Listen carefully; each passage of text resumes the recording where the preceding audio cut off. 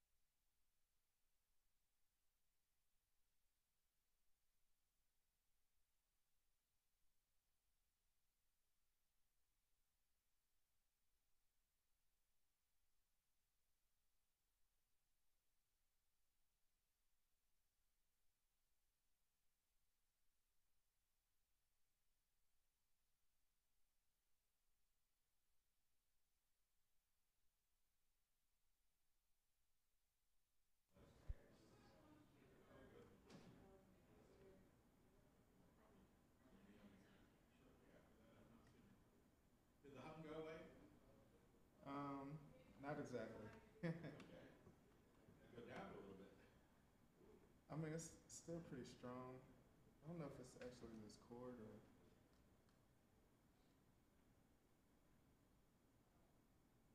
Yeah, it was my chord actually. Sorry about that.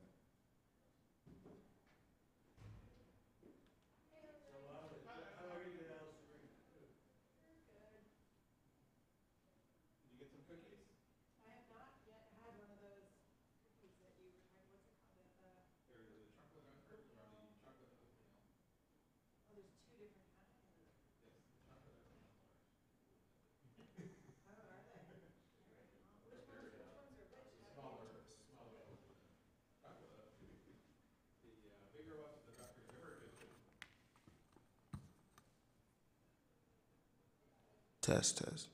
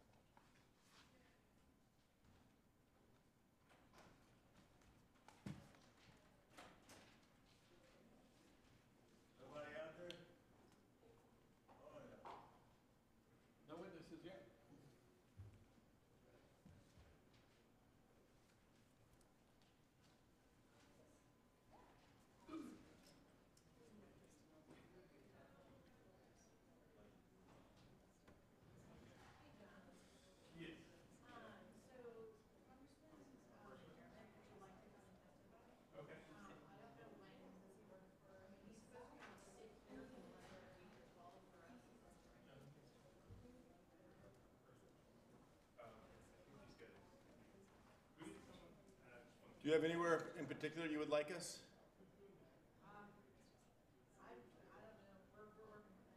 Okay, I will leave you to work.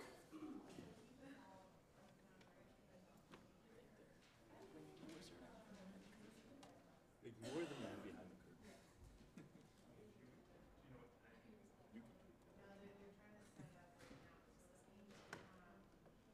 You can sit anywhere. We're waiting for the chairman to arrive. Mr. Williams will be our chairman.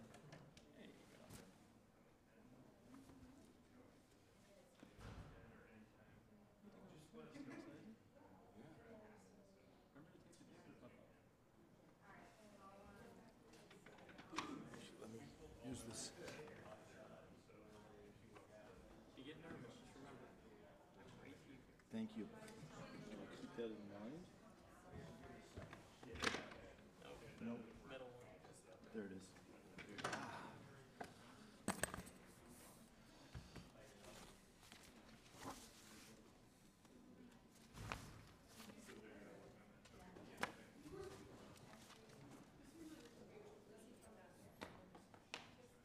Let me borrow that back.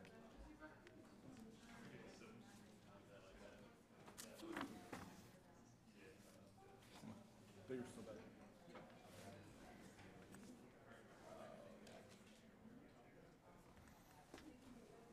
Actually, Peter? Yes. I still come in the same conclusion, but.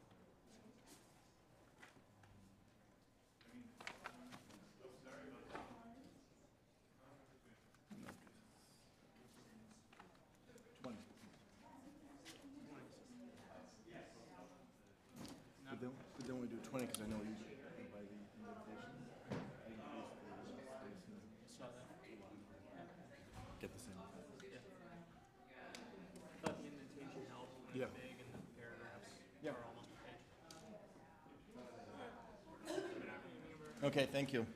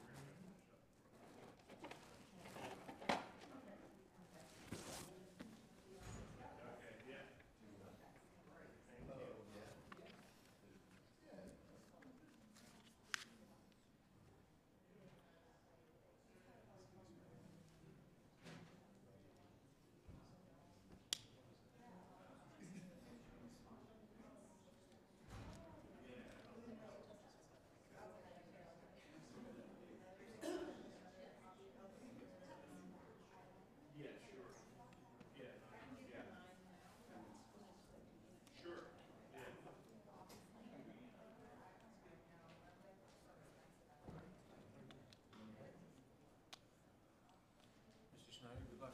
Thank you. How are you? Welcome you warmly. Congratulations. Good, nice praise.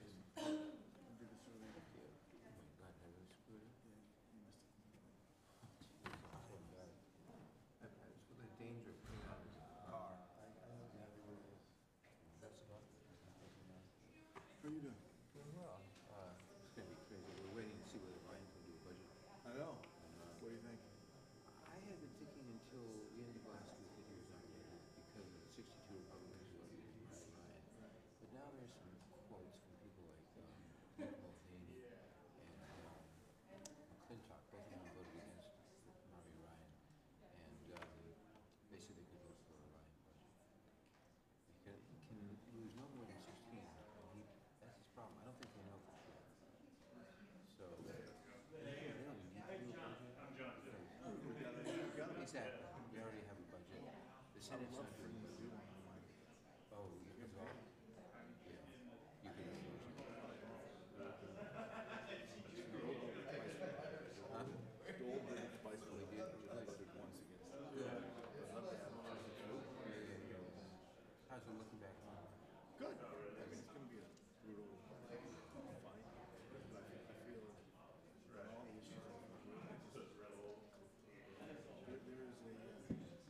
is sort of conflicting. It is the threat of a tsunami or avalanche or anything else. You have no idea what's going to happen. You live at the risk of getting it all. He's quitting. He will. Yeah, I think neighbors are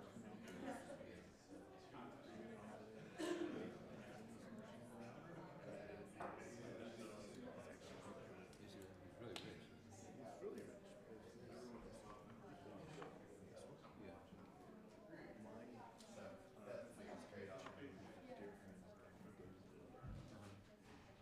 David's brother Stan and venture capital fund services go to tour.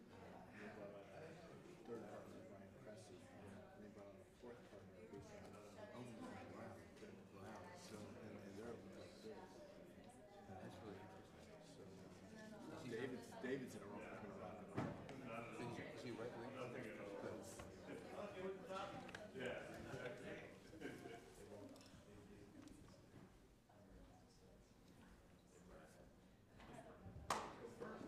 You are first out of the batter's box.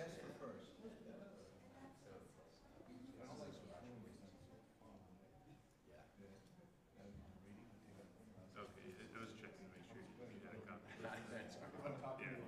Yeah, if we update it, we can just bring that up.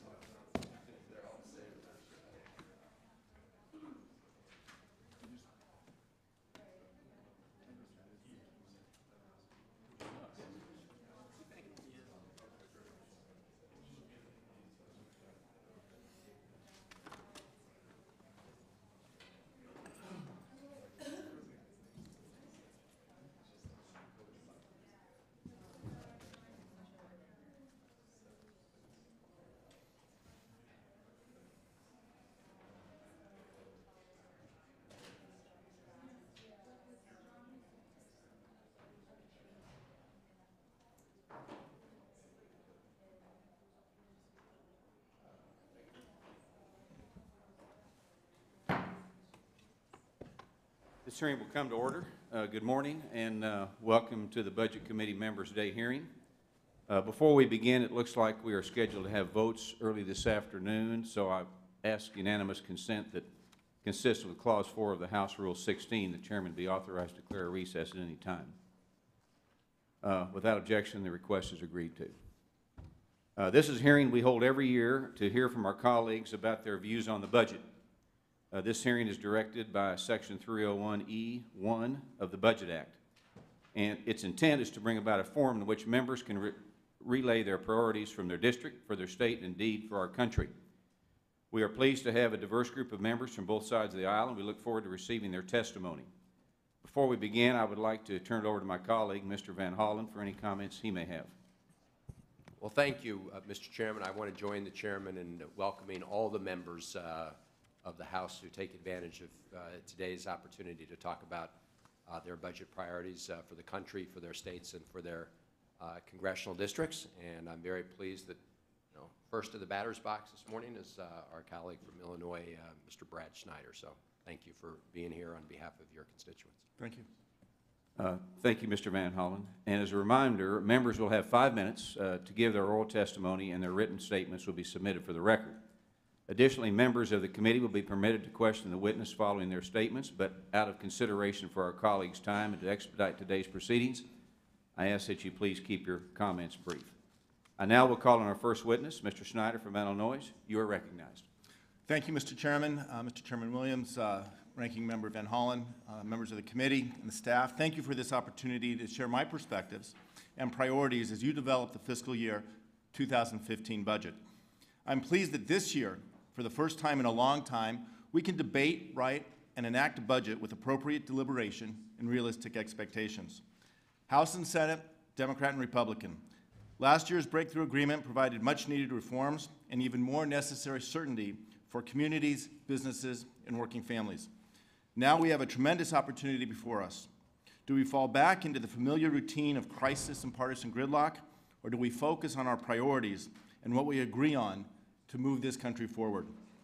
I appreciate this committee's commitment to hearing from members of both parties, and I'd like to share some of what matters most to the district I represent in suburban Chicago.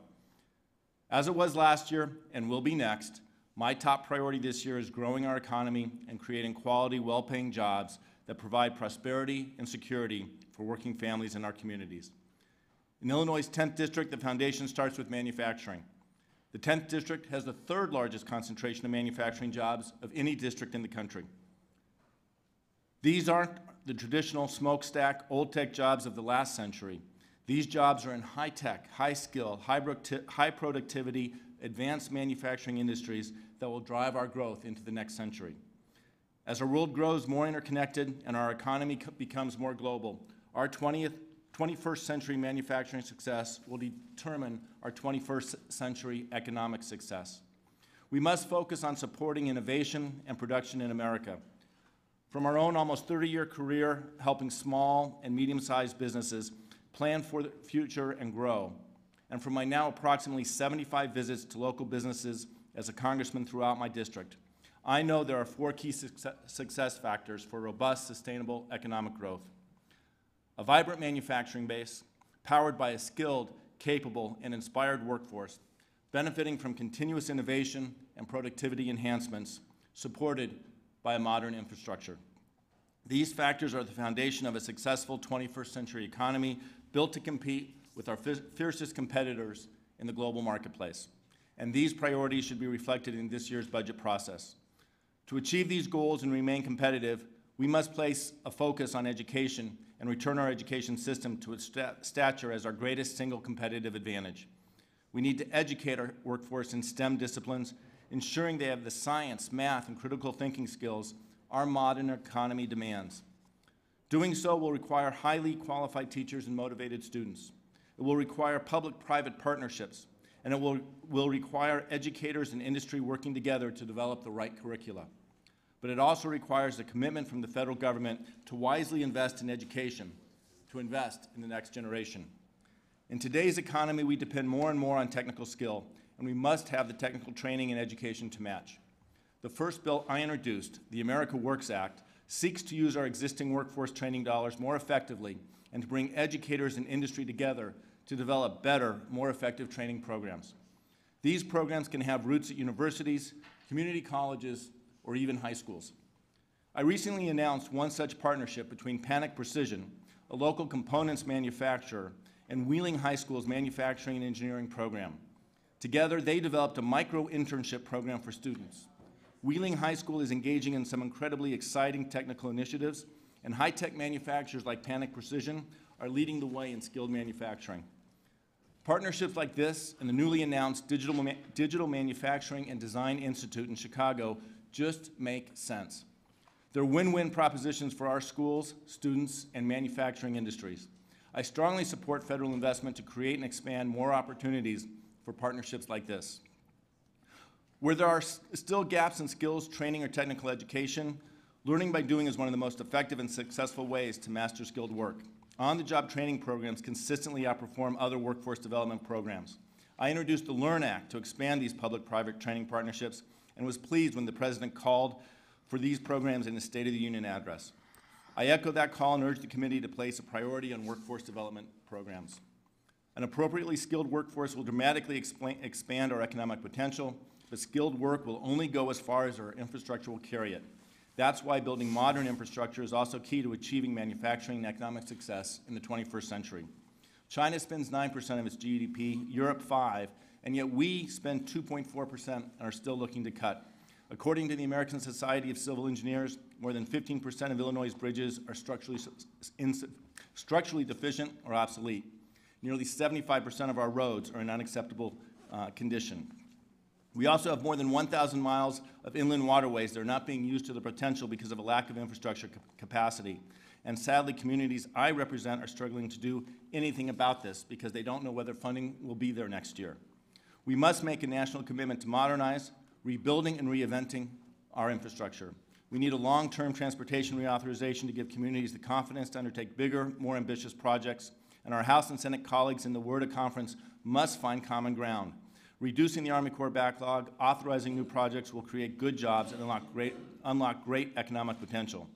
In my district, Waukegan Harbor benefited greatly from the Army Corps dredging efforts, and the port's now open once again to commercial navigation. But ongoing dredging must be a long-term commitment, and we must find ways to ensure long-term viability of that commitment. A modern, agile infrastructure is essential to producing here in the United States and shipping products around the world. The ability to export is critical, especially for small business. It requires infrastructure commitment, and it requires support for businesses that need a hand or that maybe aren't sure how to enter foreign markets. That's why earlier this month, I addressed over 100 people from 90 local companies at an Export-Import Bank Exporter Forum. In Illinois alone, we reached $65.8 billion in exports last year, and 90% of the exporters are small and medium-sized businesses. If we focus on training and investing our infrastructure, if we work together to take advantage of opportunities to reform our tax code, craft smart regulations, boost exports, fix our broken immigration system, and provide budget certainty, then we can foster robust economic growth for our new century. I thank the ranking member, I thank the committees, I thank the chairman, and I thank you for the work you're doing. Thank you very much. Thank you, Congressman. I'd just like to say, thank you for your testimony, and I'm glad that, like most of us, we're all concerned about jobs and growing the economy, and I'd like to compliment you on your comments about technical skills in community colleges. I know back in my state of Texas, it's a big thing to get some of these young men and women to keep them to stay in school so they have an opportunity. And I do agree with you, we need long-term plans, and we need the federal government has a role in helping us with infrastructure, so I appreciate your comments today. Thank you. Let me join the chairman also in saluting you for your comments and laying out those four elements: strong manufacturing base, strong workforce, making sure that we have innovation in this country and we invest in basic science and research, and of course infrastructure. So thank you. It's great to see the Illinois delegation out in force with our colleagues, Ms. Schakowsky, Mr. Davis. Thank you all, and Illinois is very well served. Thank you very much. Thank you to the committee. Thank you. I think next we'll have Congressman Davis. Thank you very much, Mr. Chairman, ranking member. Let me thank you for the opportunity to be here and to share my priorities for the fiscal year 2015 budget. As a representative of some of the wealthiest and poorest communities in our nation, I advocate that the federal government should prioritize programs that strengthen our citizenry and nation in 4 key areas: community reentry post-incarceration, health, education, and child well-being. Investing in these areas will improve economic opportunity and quality of life for all Americans, significantly contribute to direct and indirect job growth, and maximize the return on investment of federal dollars. Policymakers on both sides of the aisle strongly support programs that promote successful reentry post-incarceration, given that they improve public safety, reduce recidivism, enhance individual well-being and self-sufficiency, and save taxpayer money. The Second Chance Act is a vital bipartisan-supported reentry law that removes barriers to successful reintegration. Reductions in Second Chance Act funding would undermine our federal investments by increasing spending on criminal justice and decreasing public safety. Further, racial and ethnic disparities in health are widening, and increased federal investment is needed. Research documents the fact that health disparities cost our nation $1.24 trillion over a 3-year period. We must direct more dollars to community health centers and research at the National Institute of Health and the Center for Disease Control to reduce health disparities. Congress also needs to reauthorize the Sickle Cell Disease Act prevention and treatment programs. The budget further must invest heavily in education to improve our nation's economic security and global competitiveness. This includes increasing funds for preschool, K-12 education, higher education, job training programs, correctional education, and other under-resourced institutions that have a demonstrated expertise in graduating students underrepresented in higher education.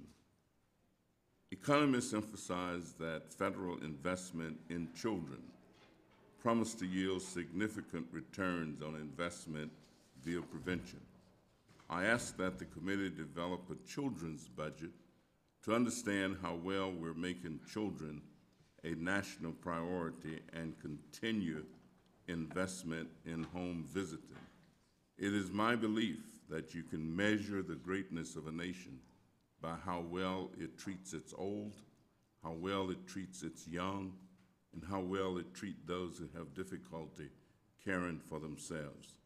In closing, as the committee considers the fiscal year 2015 budget, I ask that you prioritize investment in community reentry, post-incarceration, health, education, and child welfare programs to strengthen our nation and its citizens. Again, I thank you for the opportunity to be here, and thank you very much. Thank you, Congressman. Appreciate your comments. Certainly, when you talk about the youth and the health of the youth, the future of America, I appreciate that. And certainly, you remind us all that America is a caring nation and one that understands our future is in our youth. So thank you for being here. Appreciate your testimony. Thank you. If I could just, Mr. Chairman, also commend the gentleman on his comments, and thank you for starting out with the Second Chance Act. I think there's a growing bipartisan support for that and a growing sense that in the United States of America we have too many nonviolent individuals behind bars for too long. And in fact, the state of Texas has actually been an example of how we can move forward and change some of that. So we look forward to working with you on these issues. Thank you both, and it is indeed a pleasure. Next is Congressman Schakowsky. Congresswoman, I'm sorry. Thank you, Mr. Chairman and Ranking Member. I'm so happy to be able to have the opportunity to testify before the committee and share my priorities for the FY 2015 budget. Rounding out Illinois for now, all of us are very concerned in our state about a budget that works for everybody. I believe the primary focus of the budget should be to make the investments this country needs to return to full employment, promote economic security, and expand opportunity. Meeting those goals will stimulate economic growth and enable us to reduce the debt over the long run, but more importantly, it will help to build a strong middle class. I grew up in the 50s and 60s, the daughter of a furniture salesman and a Chicago public school teacher. We were not rich, but we also were not worried. We were part of a robust middle class that built and strengthened this economy. Too many American families today are worried, and rightfully so, As our economy continues to lag, millions are struggling to find good work, and families across the country are having trouble making ends meet. Without a return to full employment and a minimum wage that is closer to a livable wage, there won't be enough consumer spending to drive our economic growth. Ask any business owner what is the key to success, and they will tell you it is consumer demand. It's customers. Without customers, businesses can't grow. Without a strong middle class, there aren't enough customers. So it all starts with a strong middle class, growing our economy from the middle out. There are several reasonable proposals to spur short-term investment in jobs that our country needs to grow the economy, including one that I authored, H.R. 1617, called, rather clumsily, the Emergency Jobs to Restore the American Dream Act, and it would support 2.2 million jobs over the next 2 years by investing in schools, public safety, infrastructure, community development and revitalization, healthcare, our nation's parks, and other priorities. And of course, President Obama has the American Jobs Act, which hasn't even been given a hearing and would also create millions of jobs. I also urge this committee to put forward a budget that extends emergency unemployment compensation and raises the minimum wage, which would provide a safety net for those struggling to find work, lift nearly 5 million Americans out of poverty, and stimulate the economy. In order to make investments, we need revenue. How we choose to raise needed revenue is also a reflection of our priorities. Over the past few years, we've seen efforts to cut federal investments across the board, but especially in programs that help working and middle-class families. We've seen efforts to cut food assistance by 20%, to voucherize Medicare, and to slash investments in education, job training, medical and scientific research, and transportation infrastructure. We should be making investments in those priorities rather than gutting them. Some have argued that we should cut Medicare and Social Security benefits to make other investments. Not only would that violate a promise of retirement security that so many Americans have earned over decades, it would also reduce consumption by limiting and even eliminating discretionary income for many of our seniors, stunting economic growth. That would just be robbing Peter to pay Paul. We know how to raise needed revenue without hurting the middle class or the poor. Our country has never been richer, but income disparity hasn't been this severe since the 1920s. Earlier this month, a Wall Street Journal headline read, "U.S. wealth rises, but not all benefit." The top 1%, or even 0.1% of earners, the top 1% have received 95% of the income gains in this country since 2009. At least 8 Americans made more than $5 billion last year. This committee budget should increase personal income tax rates for the wealthiest Americans. My Fairness in Taxation Act would create more tax brackets, raising rates for incomes over $1 million to levels that are still lower than the top rates for most of Ronald Reagan's presidency.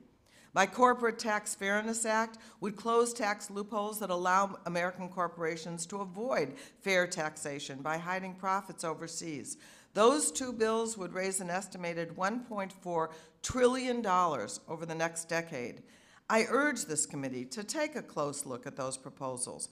I also urge the committee to consider Ways and Means Chairman Camp's proposal to impose a 0.035% quarterly tax on assets over $500 billion. That proposal would raise $86 billion over the next decade.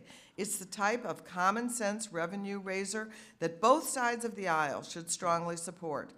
This committee has the privilege and the responsibility, can I finish this? That has the privilege and responsibility to draw the budget blueprint for our next 10 years. Let's not spend the next 10 years committed to the failed policies of the past 10. Let's invest in strengthening the middle class and providing economic opportunities for all Americans. I yield back. Thank you, Congresswoman. I appreciate your comments.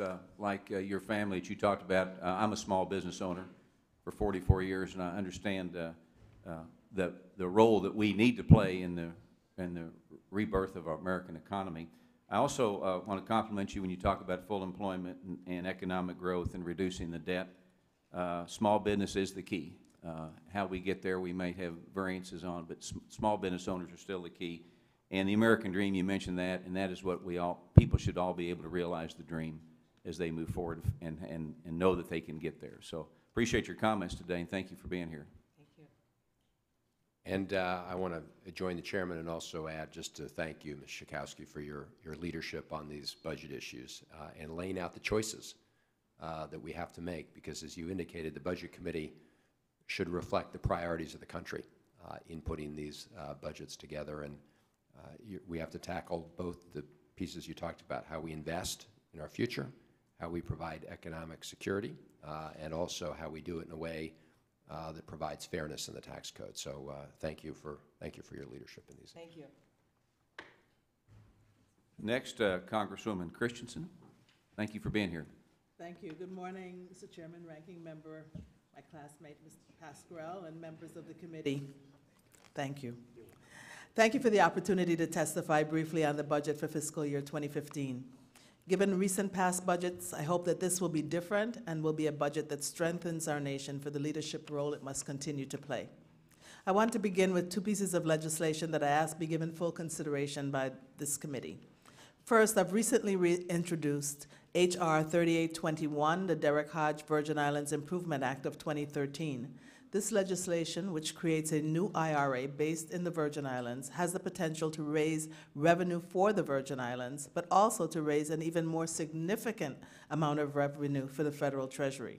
At this time of extreme economic distress in the U.S. Virgin Islands, we need to have H.R. 3821 passed this year to provide very much needed relief at home, but it would also help this Congress provide an offset or help our efforts to reduce the deficit. Secondly, I want to refer you to H.R. 2663, introduced by Congressman Michael Burgess and myself. It would amend the Congressional Budget Act of 1974 by including scoring of preventive health savings. Scoring savings, even outside of the customary 10-year window, with adequate justification, we could make needed investments to improve the quality of life for Americans and keep our country competitive. And it might even help to avoid the budget battles or gridlock over deficit reduction that is paralyzing the Congress and holding back our recovery. Third, I want to speak to the concerns of our offshore territories. We are often left out of important programs or underfunded at levels insufficient to help us meet the unique challenges we face. For example, in a time when the Virgin Islands is in the midst of an energy and economic crisis, with the closing of our largest employer, the Hovensa refinery, which also supplied discounted fuel, a good example is our allotment for LIHEAP. The current allotment for the territories does not make a dent in the Virgin Islands, where the cost of electricity is over 50 cents per kilowatt, and seniors and low-income families are going without electricity today. Further, our residents don't benefit from SSI. Medicaid is capped and underfunded with an unfair match. We're left out of important education, healthcare, labor, and other programs that inhibit the growth and development that our nation has a responsibility to support. In my written testimony, I cite a CRS memo that highlights this. And while I should not have to, I will remind the committee that we are Americans who serve our country in the armed forces alongside our fellow citizens from the states, and sometimes in higher per capita number than many of our states. We Americans in our offshore territory should not be treated like second-class citizens, often left out of benefits that even some non-citizens are eligible for. We continue to seek remedy and equity, which we urge this committee to finally begin to do in the upcoming and future budgets. There are a few other areas I want to mention specifically. First, I want to again call upon the committee to fully fund the Affordable Care Act. This is not only a moral imperative, it is also an economic imperative. Already more than 5 million Americans have signed up for health care via the same healthcare.gov that this body's leadership is trying to dismantle. Further, the health equity provisions that were included in the Affordable Care Act through the work of the Tri-Caucus will reduce health disparities, improve our global health standings, and provide significant savings. For the health and well-being of our fellow Americans and to reduce health care spending, we cannot afford not to fully implement the Affordable Care Act. Overall, I would finally recommend the Congressional Black Caucus budget to the committee. The CBC budget cancels the sequester, offers a comprehensive jobs bill which will accelerate our economic recovery, and provides up to $1 trillion for additional deficit reduction. Finally, and equally important, the CBC budget includes a package of significant and sustained investments to end inequities and lift millions of Americans out of the poverty that is undermining the moral and economic leadership of our country. If nothing else, patriotism demands that we pass a budget that lives up to and supports the high ideals on which our nation was founded. And I thank you again for the opportunity to testify. Thank you, Congresswoman. I also would like to thank you again for being here. I want to say that I want to compliment you on your wanting to reduce the deficit. I think we all want to head in that direction. And I do believe that fairness to our people that do great things for our country is something we need to always remind ourselves of. And I think that your involvement, we appreciate it very, very much. Thank you, Ms. Christensen. I just want to extend compliments to you and Congressman Burgess for highlighting the need for help in terms of utilities, both in urban areas and rural areas particularly. It's a serious problem. It affects all, and I think we're all one country. And thank you for bringing that up, and as well as what else you presented today. Thank you. Next is Congressman Tom Reed. Congressman, appreciate you being here. Well, thank you very much, Mr. Chairman. Thank you, Mr. Pascrell, a fellow mayor, and us mayors stick together. So, Chairman, thank you for the opportunity to testify here before you in regards to the 2015 House Budget Resolution. I applaud the committee's efforts and support the efforts to put a budget forward and lay the blueprint and the vision that we have going forward in America. And, Mr. Chairman, I offer some focused comments. As a society blessed with the comforts of life in the 21st century and the wealthiest nation in the world, it is no question that we all support lending a helping hand to our neighbors in need. From that sense of community in which we can all help each other through hard times, the government established a system to provide supports for Americans in need. Today, that system is failing the 46 million Americans living in poverty, limiting their opportunities to get ahead and encouraging an endless cycle of dependence, in my opinion.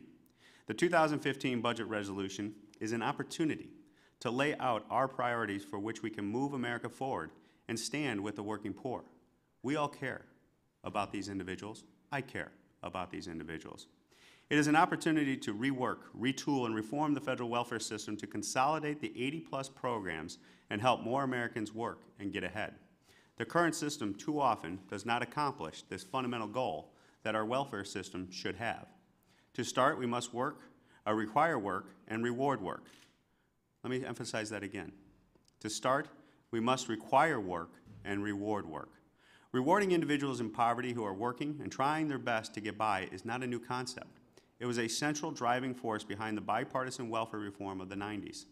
If we require work as a condition for benefits and reward individuals who work with supports to help them get ahead, it will help break the current attitude that working more doesn't pay. The key element of work is that it helps give us a purpose and a sense of pride as individuals. The administration's efforts to waive the work requirements in cash welfare break down the very policy which has helped so many struggling families get ahead. The administration, in my opinion, in their effort to waive a central component of welfare reform, undermines the effort of individuals and families to care for themselves and their families. People don't want a handout. They want an opportunity. Improving the administration of our welfare system is another key part to any reform. The most recent report from your committee outlines more than 90 programs and $1 trillion in spending in 2012 to serve low-income individual families and communities. It is clear that the current system is not truly addressing the needs of Americans in poverty, as the number of them living at or below the poverty line is higher than ever. I introduced the Hand Up Act earlier this year to begin to address the administrative silos that the current system has created and bring more programs together to better serve individuals and families in need. The Hand Up Act will allow states to test new ways to engage individuals and families on welfare and help give them the tools they need to succeed and work. In addition, rigorous evaluations will be conducted to inform policymakers at the federal level how effective the states are at reducing poverty. Finally, the very nature of the welfare system must be looked at. In too many instances, the overlapping programs and conflicting purposes actually trap individuals in poverty rather than boost them out of it. The programs have become a deterrent to work and self-sufficiency by failing to recognize what individuals and families really need.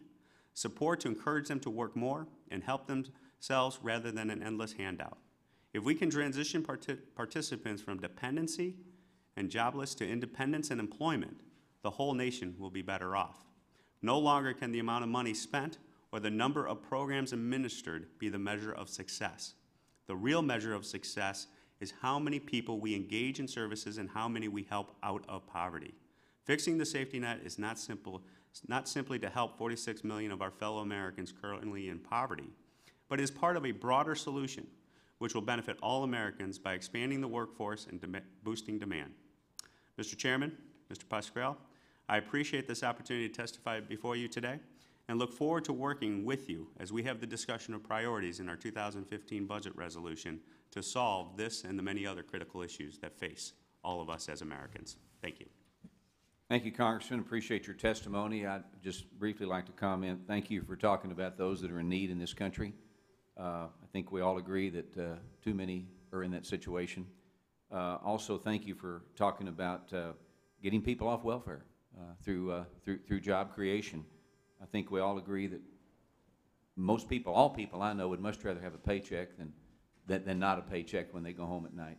And thank you for your work there, and thank you for the Hand Up Act that will allow states to really, frankly, use best practices and to see what works, and as we move forward to make a better country. And we all agree that low unemployment, no unemployment is the answer, and I think that should be our goal. And thank you for being here. Appreciate your comments.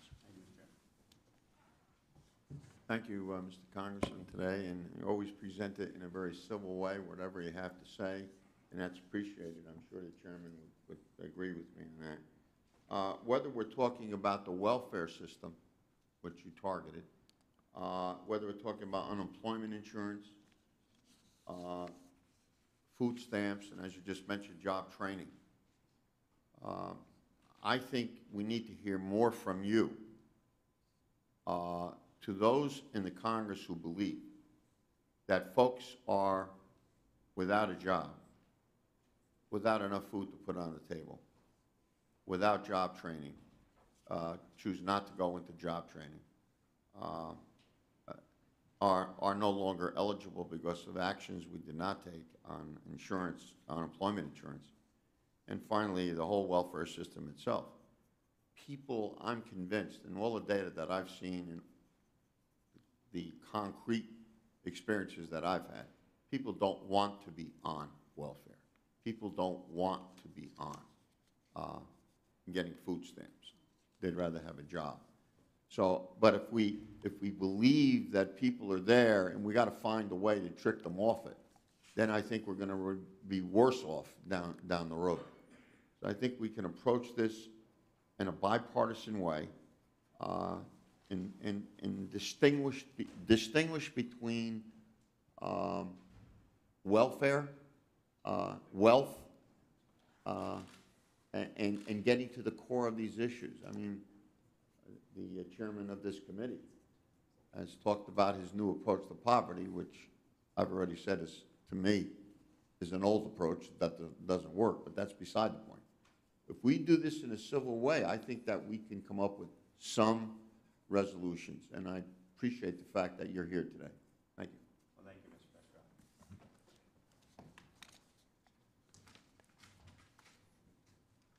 Pascrell. Congressman Bill Foster, thank you for being here.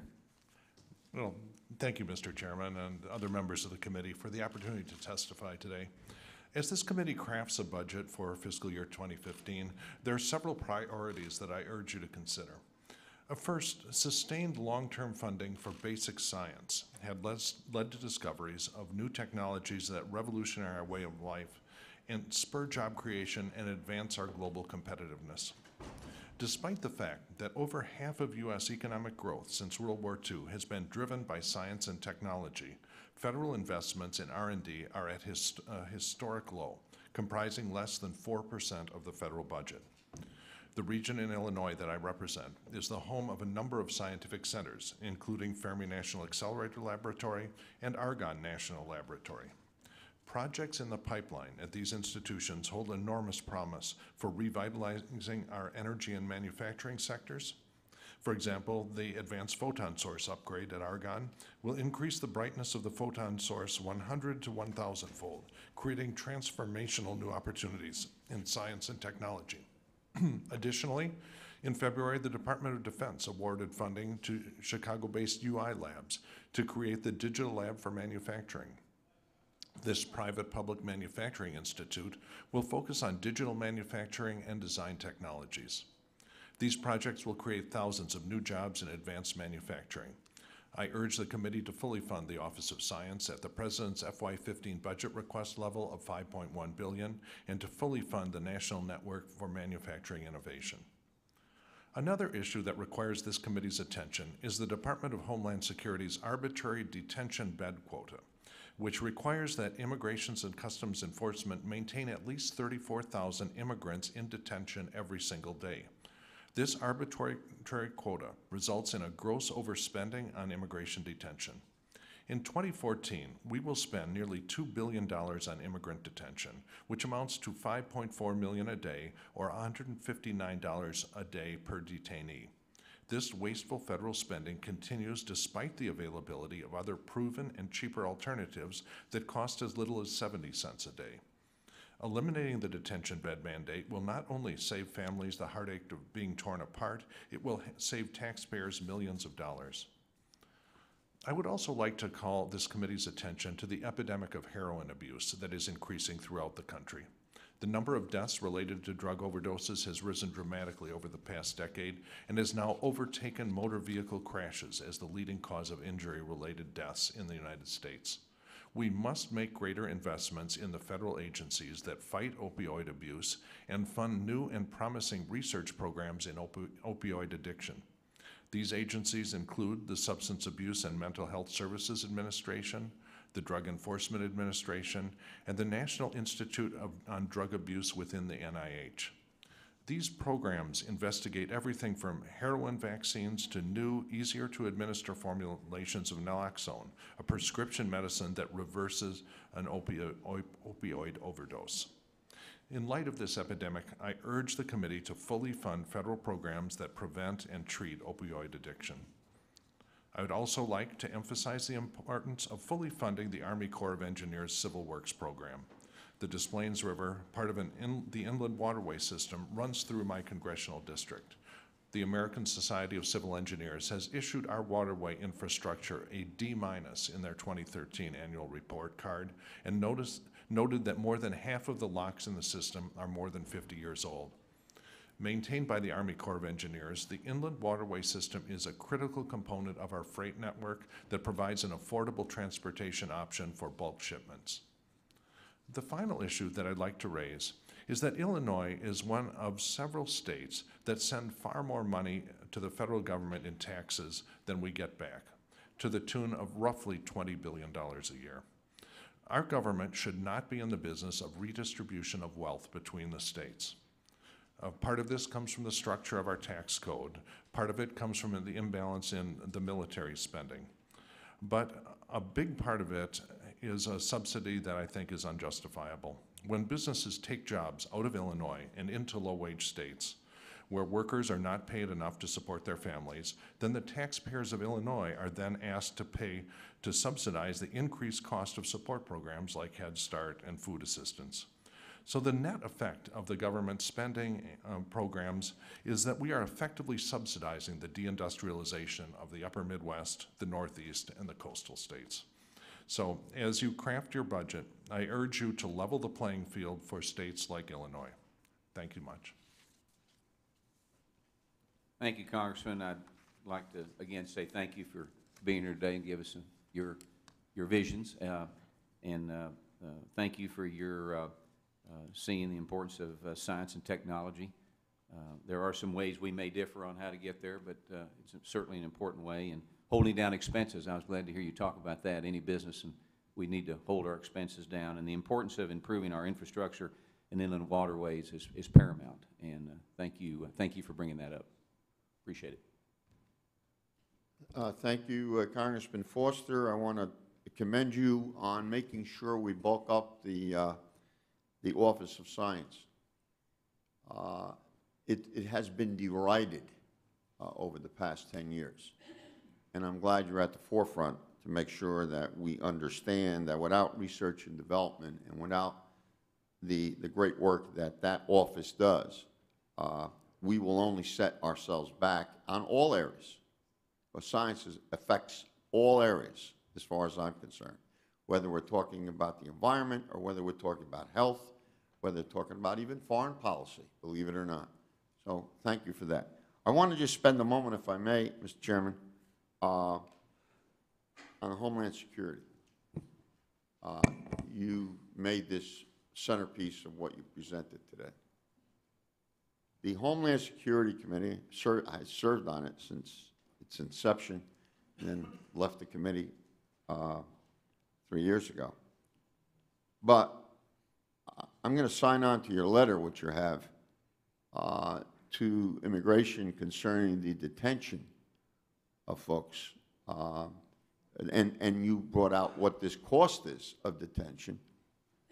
And each president, depending on, doesn't matter which party it is, they tend to flex their muscle to show how tough they're going to be. They all have to get rid of amnesia and remember we have 4 borders, not 1. 4 borders. My geography has not failed me. Right, Mr. Chairman? 4 borders. We still have 4 borders. And I think that this way of solving as a solution to the immigration problem is dreadful and does not move us towards resolution. So I want to move towards resolution. We've discussed it enough. We've debated it. We've flexed our muscles to show who's stronger in defending the country. And it's about time that we come to our senses. So thank you. Thank you. Thank you, Mr. Chairman.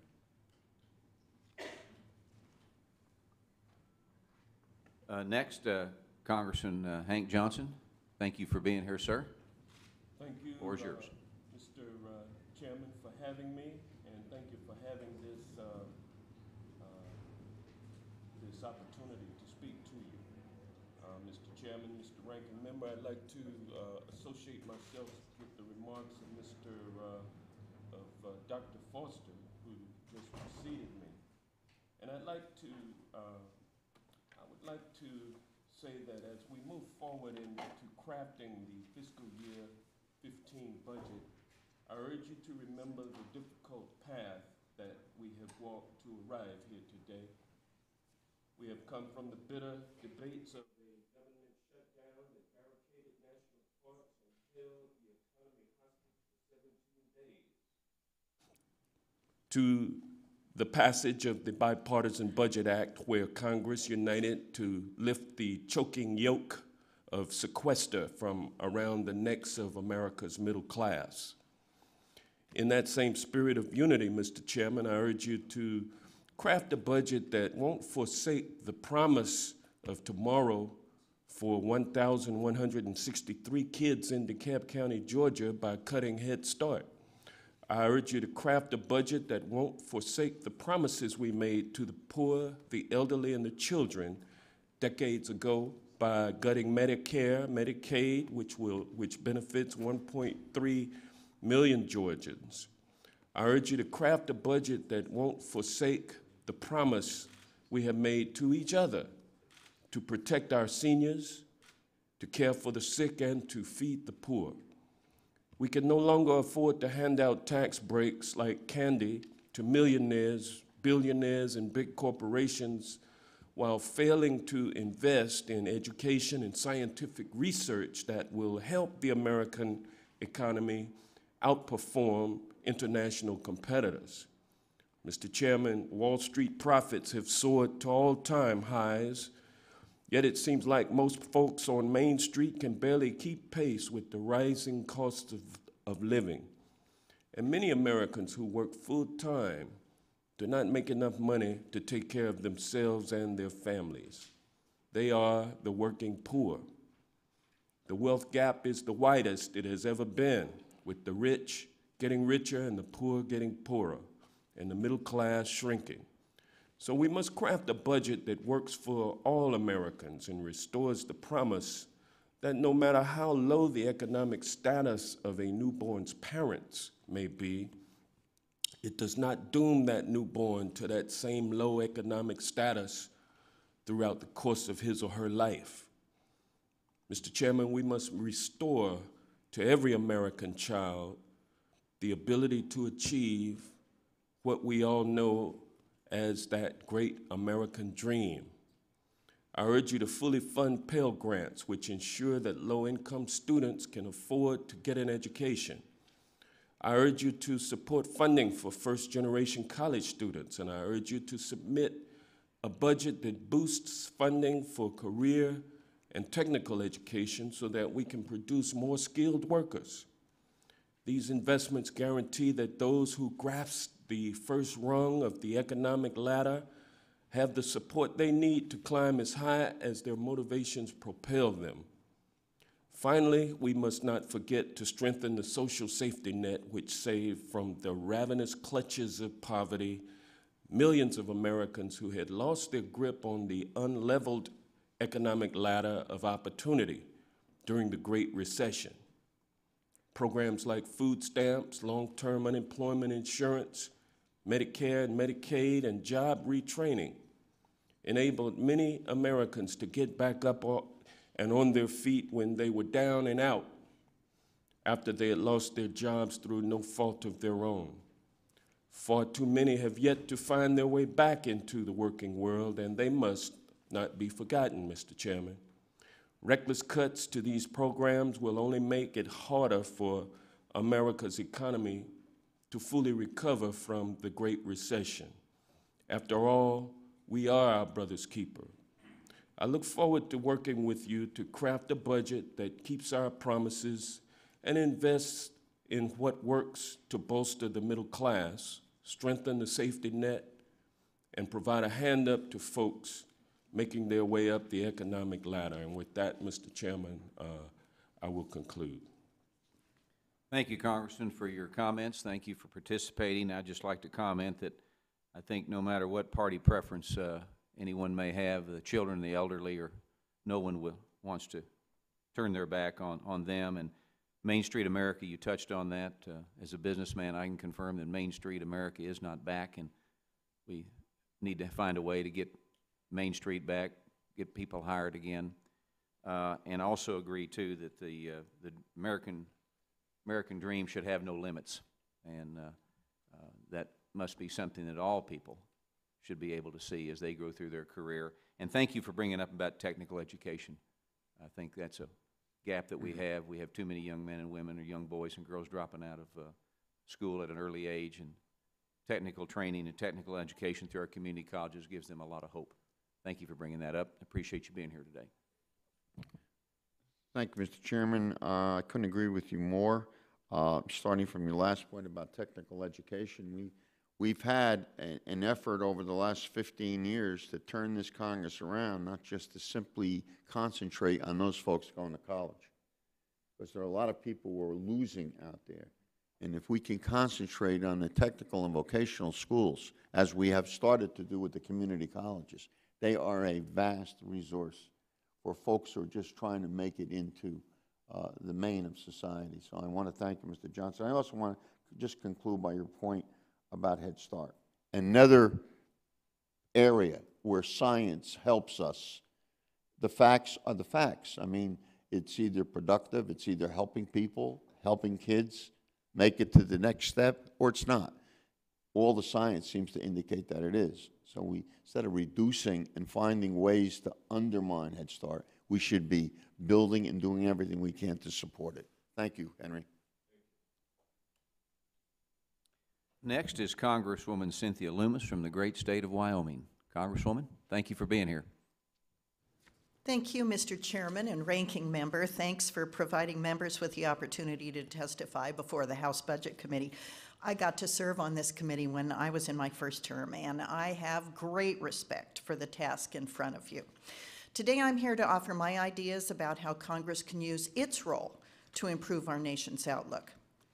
Since I first came here in 2009, our nation's debt has increased by almost $7 trillion. That's an increase of more than $1 trillion annually, despite the president's trillions of dollars of tax increases levied upon Americans across the country. Rather than offer steps to get us back on a sustainable economic path, the president's 2015 budget would increase spending by $791 billion over the next 10 years, adding an additional $8.3 trillion to the debt. We are well past the point of using superficial measures to apply short-term fixes. Truly changing our nation's current fiscal trajectory requires adopting a comprehensive approach that both identifies and fixes existing flaws in our program structures, both discretionary and mandatory, and examines how we as Congress can conduct our own business. We know that our entitlement programs must be reformed. Medicare, Medicaid, and Social Security are the main drivers of our country's debt and will collapse under their own weight if left unchanged.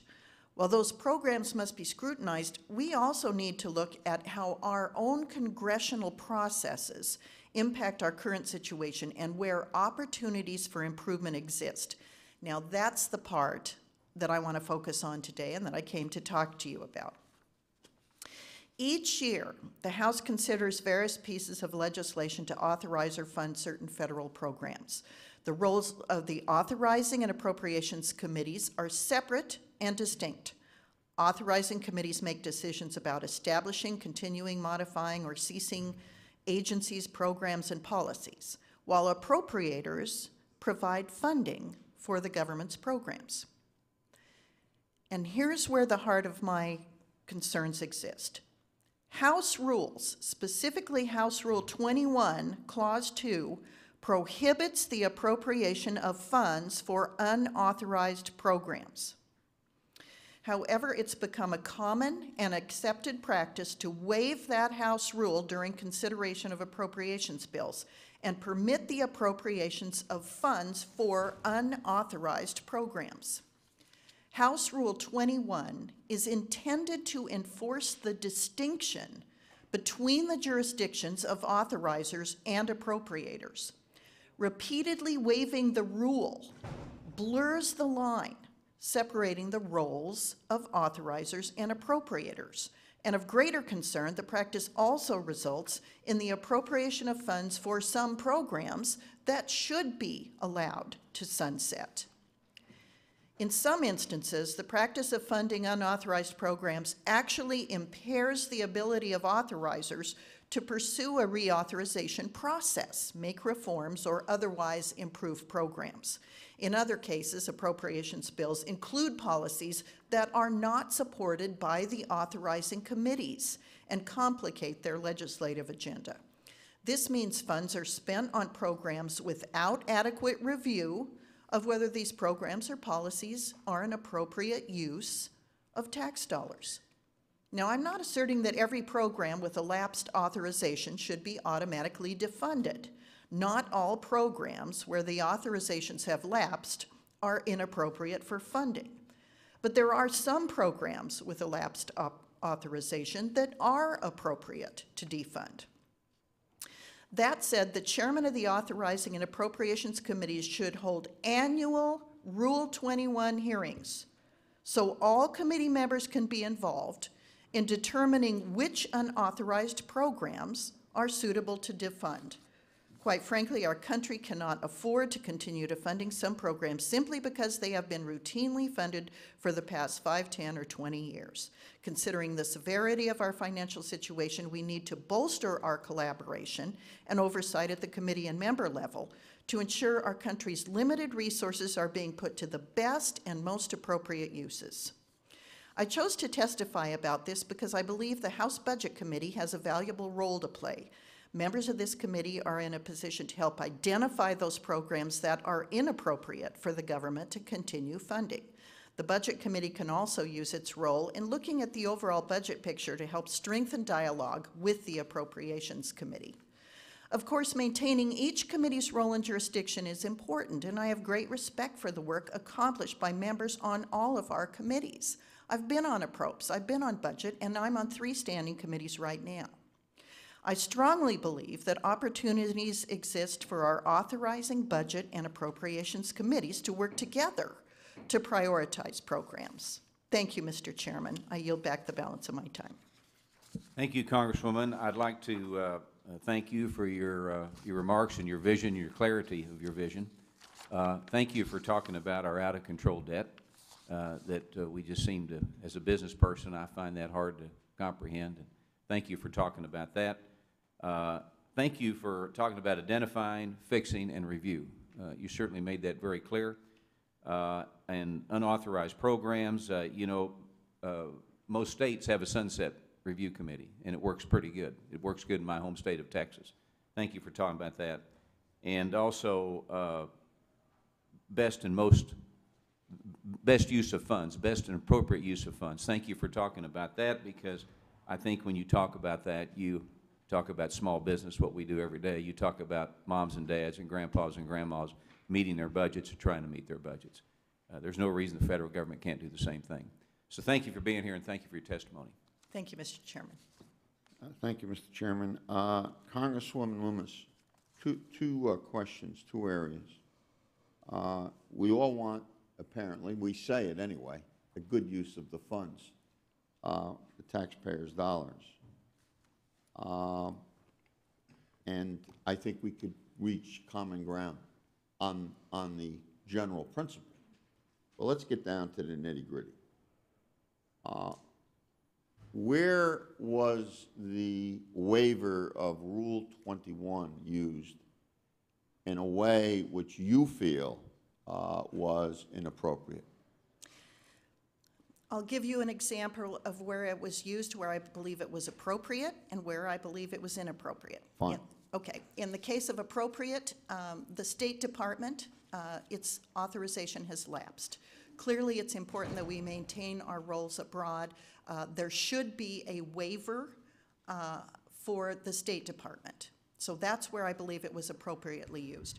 Where I believe it has not been appropriately used is with regard to the Endangered Species Act, the Wild Horses and Burros program, and some other smaller programs that the fact that they go on unaddressed by the authorizing committee prevents their improvement and updating. Well, you feel that those programs that you've mentioned in terms of where there was an inappropriate waiving of 21, do you think that they should be sunset? No. Allowed to sunset? No, I do not. I believe they should be reauthorized, but I believe that they should be updated while they are being reauthorized. Well, which programs would you sunset?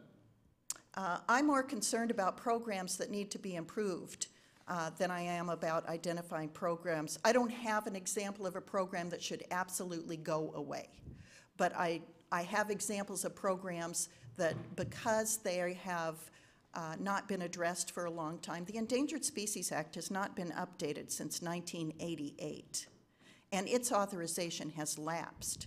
And the fact that we continue to fund it without updating it allows groups that benefit from its current status as a litigation machine rather than a conservation machine, make it difficult to provide emphasis or impetus for the disparate parties to come to the table to work out their differences. As long as we continue to fund the litigation machine that the Endangered Species Act has become, we're unable to implement legislation that allows for more input on the part of tribal, local, and state governments in the ESA decision-making, as well as the use of habitat conservation plans to restore healthy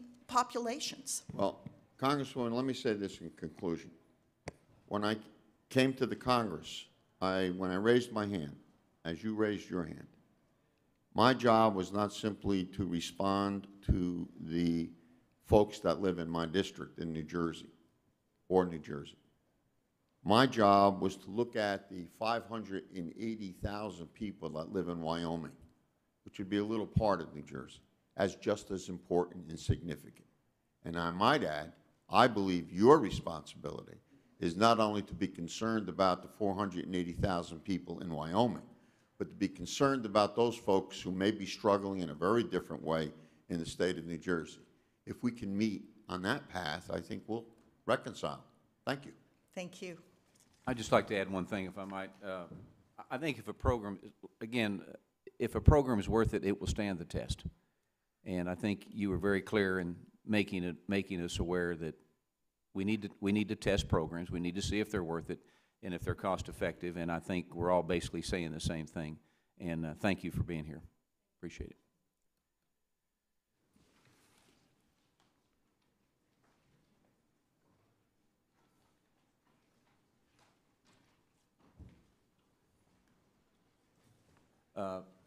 Next will be Congressman Derek Kilmer. Derek. Thank you, Mr. Chairman and members of the committee. Thank you for the opportunity to testify today on a handful of important issues that I urge you to consider when crafting the FY15 budget and as you seek to address our nation's long-term fiscal health. Mr. Chairman, I'm honored to have the opportunity to represent Washington State's 6th Congressional District, which includes the Puget Sound region. The Puget Sound economy has been so successful because it was built with this spectacular natural capital of our region. Puget Sound is home to some of the largest container ports that export and import goods to and from our leading trading partners in Asia, while supporting regional trade to Alaska as well. The Sound helps drive approximately $9.5 billion in travel spending, including 88,000 tourist-related jobs that generate $3 billion of income for our state. Washington State also leads the country in production of farmed clams, oysters, and mussels with an annual value of over $107 million. The world-renowned Washington shellfish industry employs over 3,200 people and provides an estimated $270 million of total economic contribution. However, that industry is at risk as the health of the waters of the Puget Sound diminishes. With that in mind, I respectfully request that as you consider budget levels for fiscal year 2015, you include necessary funding to bring Puget Sound restoration to its FY10 enacted level of $50 million, because that body of water and the industries and communities that depend on it are at risk. I'm pleased that the chairman of this committee was able to work closely with my home state Senator Patty Murray to provide some relief from sequestration for defense and domestic priorities in FY14 and 15. But I urge this committee to begin to take further action to undo the harmful across-the-board cuts. Back home, I've seen the significant impact these cuts have had on a large range of programs serving constituents across my region. As a member of the House Armed Services Committee, I continue to have concerns about how sequestration, which is set to resume in FY16, will impact our armed forces. The committee recently heard testimony from the Secretary of Defense and Chairman of the Joint Chiefs of Staff that if cuts are left intact at sequestration levels, they will hurt our nation's military readiness and capabilities. It's essential that we support our Navy's ability to maintain our power projection platforms. I strongly believe the wisdom of Fram Oil Filter's marketing slogan, "You can pay me now or pay me later." A small investment in maintenance now saves taxpayers from bigger investments down the road. Next, service member pay and benefits are some of many factors that support patriotic Americans who want to serve our nation. In setting future budgetary levels, Congress must carefully consider how we can maintain a robust and competitive pay and benefits package that continues to attract high-quality, committed troops who make up the backbone of our all-volunteer force. At the same time, I urge the committee to ensure that the Department of Veterans Affairs has the resources it needs to ensure that veterans have access to the benefits that they've earned. I urge the committee to support investments in infrastructure and transportation. One of the major infrastructure needs throughout our region stems from the particular risk that coastal communities face from tsunamis and rising sea levels. Congress must support robust warning and mitigation measures to protect local communities from natural hazards, fulfill our trust and treaty obligations to tribal communities, maintain working waterfronts, and protect coastal habitats. With that in mind, I'd ask the committee to take into consideration the construction and maintenance needs of our port system and support strong funding for the Army Corps of Engineers. With 75 ports, Washington State is an essential gateway for exporting forest products, shellfish, airplanes, aircraft parts, computers, software, and other high-tech equipment to markets around the world.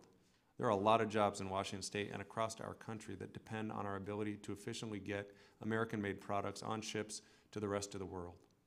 With that in mind, finally, I urge the committee to support comprehensive reform of the Harbor Maintenance Tax and ensure that funds from the Harbor Maintenance Tax Trust Fund are dedicated to keeping our ports competitive with international competitors. Mr. Chairman and members of the committee, thank you for the opportunity to testify on a few of my region's top priorities, and I thank you for your consideration. Thank you, Congressman, and you almost sound like you're from Texas. Appreciate you being here. I would just like to say that when you mention jobs and you mention the defense industry, from a personal standpoint, I have Fort Hood in my district. And of course, in Texas, we have a lot of ports, so a lot of our issues are the same. But I appreciate your comments about jobs. I appreciate your comments about defense and taking care of our armed services through their pay and paying our military what they need to defend our country. And the VA also, the VA has a lot of issues right now, and I think they can do a much better job as you do in taking care of our veterans. And I also agree that the federal government, I'm a big believer in a smaller government, but I do think one of the things the government needs to do is help us with infrastructure and so forth through our ports and our harbors. And so I appreciate your testimony today, and thank you for your clarity in your statement. Thank you.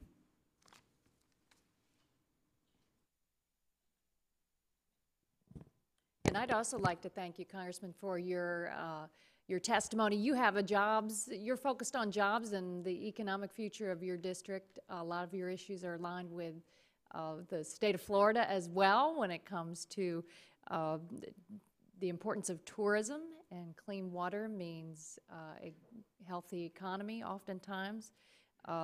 Your issues involving the Army Corps of Engineers is something that is bringing us together in a bipartisan way. Thank you very much for your outstanding testimony. Next is Congressman Doug LaMalfa, California. Welcome. Thank you, Mr. Chairman and committee members. Pleasure to be with you here today. I'd like to thank you for the opportunity to be here and for your leadership on this committee to restore fiscal sanity for our federal budget. The past year, we've had some success as a House in restraining federal spending and reforming it as well, many of which started right here in this room. We forced the President and the Senate to return to an open, transparent budget process, allowing American people to judge our goals on their own merits. In returning to a true budget process, we've also restored to Congress the rightful power of the purse, which is our most important responsibility. By ending the pattern of continuing resolutions, CRs as they're known, we've ended the President's ability to ignore the will of Congress and the will of the people. In the 1 year I've had the honor to serve as a member of the House, we've reduced federal spending by over $100 billion. While you likely will hear from many members today who will ask for increased spending on programs or projects, I ask the opposite, that we continue to exercise restraint in spending and that we use the budget process to rein in the efforts of this administration to ignore the law. And one notable example I'd like to highlight today, the administration's Environmental Protection Agency has used a creative interpretation of the Clean Water Act in an effort to extend its control to activities which are clearly exempt under the law. Clean Water Act is clear in exempting agricultural activities like plowing fields, planting crops, maintaining irrigation systems from regulation under the Act. Yet the EPA willfully ignores this exemption and is forcing farmers, ranchers, and others to undergo unnecessary, expensive, cumbersome permitting processes which are not only illegal, but negatively impact their property rights. They're certainly outside of the scope of what Congress had originally set up in the Clean Water Act and in the area of EPA's jurisdiction. In my district, we've seen federal regulators attack a small family farm for upgrading its ditch irrigation system to a more efficient pipe system. Now, California is suffering, as you've heard, a very severe drought right now. In a time of severe drought, one would think this type of work with pipelines and other things that make an irrigation system more efficient, saving water, would be commended and encouraged. However, the federal bureaucracy has claimed that this project would negatively impact the navigability of the Sacramento River, 7 miles distant from this farm. There's no direct connection between this farm and the river, but this is how they interpret it. Is this the type of excess that we must rein in by defunding these bureaucrats who overreach their authority in violation of the law? Even now, the EPA is planning to expand its interpretation of the waters of the United States to extend to virtually every area which is even temporarily damp, effectively handing control of land use across the United States and away from local governments. This type of regulatory overreach creates the job-stifling atmosphere we face today when we should be striving to encourage economic recovery and activity. Even worse, these regulations are being prepared and enforced without the consent of Congress by unelected bureaucrats who cannot be held accountable to their actions. Mr. Chairman, it is time we put an end to this type of activity. Defunding these illegal regulatory efforts not only saves taxpayer dollars, but also encourages job creation, economic growth, and puts the responsibility back to the electeds, us in the House, in the Congress, and away from those that are interpreting things as they see fit.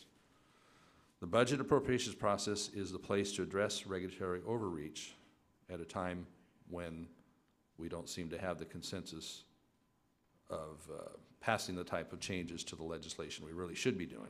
So I look forward to working with this committee, Mr. Chairman, and continued reforming federal spending and federal regulatory overreach. Thank you for your time today. Thank you, Congressman. I'd just like to say thank you for reminding us about restraint. Again, families and small businesses have to do that every single day. The federal government should also restrain itself from continuing to grow and grow and grow and be out of control. Thank you for bringing up about regulations and how they can negatively affect job creation, how they can affect lives, how they can affect families in a negative way. Regulations simply are hurting our economy right now in many cases. And also, I think accountability is a word that, again, in government, we need to remind ourselves that we all do need to be accountable for what we do. And I appreciate you bringing that up, and thank you for your testimony today. Appreciate it, Mr. Chairman. Thank you. Thank you. Thank you, committee members.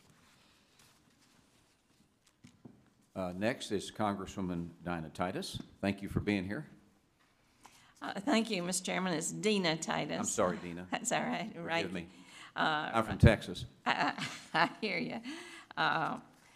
Thank you, Mr. Chairman and Ranking Member Castor. Thank you for the opportunity to testify today on what I believe should be our priorities as we shape the federal budget. It's important that we think not just in terms of expenditures, but in terms of investments. Good investments that are of time and resources that ensure the U.S. will remain competitive throughout the 21st century. While we are hamstrung by the sequester and deep budget reductions, other countries are making critical decisions about their future by investing in infrastructure and education. We cannot afford to sit back while other countries pass us by. Now is the time to make investments that matter not only for today, but for tomorrow. When it comes to our nation's economic future, it's essential that we make critical investments in our ailing infrastructure that moves goods and people across our country and around the world. Our roads, railroads, and airports are central to our continued success, so we must make them a priority. For Las Vegas, this is certainly true because these systems are the lifeblood of our local economy. Congress must continue to support the implementation of the FAA's next-gen air traffic control system. This system will increase safety, reduce fuel costs, and decrease delays for the traveling public. We must also ensure that the FAA has the necessary resources to quickly promulgate rules and regulations guiding the commercial integration of unmanned aerial systems. This existing exciting technology with promising commercial application, but without sensible regulations in place to ensure safety and security for operations in the public, just means that we're stifling innovation and curtailing potentially significant, very significant economic benefits. I'm proud that Nevada was selected as one of the 6 test sites for UAS development, fostering cooperation among many vital sectors of our economy, including academia, aviation, the military, business, and the scientific world. Congress needs to support their efforts in this new arena. In addition, we must invest in our existing and future freight corridors, including the development of I-11 between Las Vegas and Phoenix. These are 2 of the only remaining metropolitan areas not connected by an interstate. Their connection is essential to the future of the Southwest and opens up new trade corridors that will be vital to moving freight across the United States in a post-Panamex economy. To ensure that our economy is competitive in the future, we must also invest in educating the workforce. The jobs of the future are in science, technology, engineering, and math, or the STEM fields. And I often hear from businesses about the shortage of Americans who have the skills needed to compete in these fields, fill these jobs. Too few students are choosing to study these subjects, despite the fact that STEM fields open the door to interesting, well-paid jobs while strengthening our country and our economy. This is particularly critical for minority students and young women who are significantly underrepresented in the fields. According to the U.S. Census Bureau's 2009 American Community Survey, only 12% of STEM workers in the United States are African American or Hispanic, and only 24% of scientists and engineers are women. We should be investing more in STEM from the very beginning, getting young children excited about learning math and science. And we should be helping minority students and women thrive as they pursue STEM degrees in college, because these degrees lead to good paying, interesting careers. A strong STEM workforce is important to our country's innovation and competitiveness, and we can and should be doing more to give students the skills they need to take on the challenges of the 21st century. So as you work towards completing the budget proposal, I respectfully ask that you keep these priorities in mind, and I thank you for the opportunity to testify this morning. Thank you for your testimony. And Congresswoman Titus, I know you to be an outstanding advocate for your Las Vegas district and state of Nevada, and I think you're absolutely right to highlight the challenges our country faces and how we're going to invest in infrastructure moving forward and in education with looming sequester cuts in 2016. Hopefully we can make the right decisions on how to invest here in 2015 and set the country on course. So thank you for your testimony. Thank you very much, Ranking Member Castor. Next is Congressman McDermott. Congressman, thank you for being here. Thank you, Mr. Chairman and Ranking Member Castor. A budget really is a statement of a nation's moral principles, and I think in that light, Paul Krugman's latest column points to the scholarship of Thomas Piketty. He's arguably the world's leading authority on income inequality, who concludes that the United States, known the world over as the land of opportunity, is sliding toward a state of permanent economic inequality and oligarchy. Mr. Krugman also goes on to note that Mr. Piketty's lack of optimism about avoiding America's stagger into oligarchy, or more simply put, the clock is simply ticking on America as the land of opportunity. When one considers the facts, a sense of urgency would seem appropriate to everyone in this room. Today in our largest city, New York, its shelters burst with men and women working 2 minimum wage jobs, but cannot afford a roof over their head. They can't afford the rent. And yet, in Congress, one party wastes time on stunt votes to repeal the ACA, a law that saves lives and money, rather than sprinting to the floor to raise the minimum wage to $10.10 an hour. In my home district in Seattle, the city's housing authority recently ran a lottery to add 2,000 people to the waiting list for Section 8 rental assistance vouchers, and more than 23,000 people applied. And yet, in Congress, one party stands firmly in the way of the urgent need to properly fund the Department of Housing and Urban Development. Today, 1 in 6 Americans struggles with hunger, and yet one party in Congress is hell-bent on slashing SNAP funding every year. Today, when other countries are recognizing the vast importance and value of biomedical research, one party in the Congress insists on making cuts. Now, the sequestration cuts to NIH amounted to $1.55 billion for their 2013 and guaranteed inadequate funding for 2014. These cuts have drastic and far-reaching long-term consequences for our ability to innovate in the biomedical industry and to tackle the foremost health questions of our life. While the clock ticks, one party in Congress tries to sell the rest of the country on a debunked theory of austerity. Cut, cut, cut.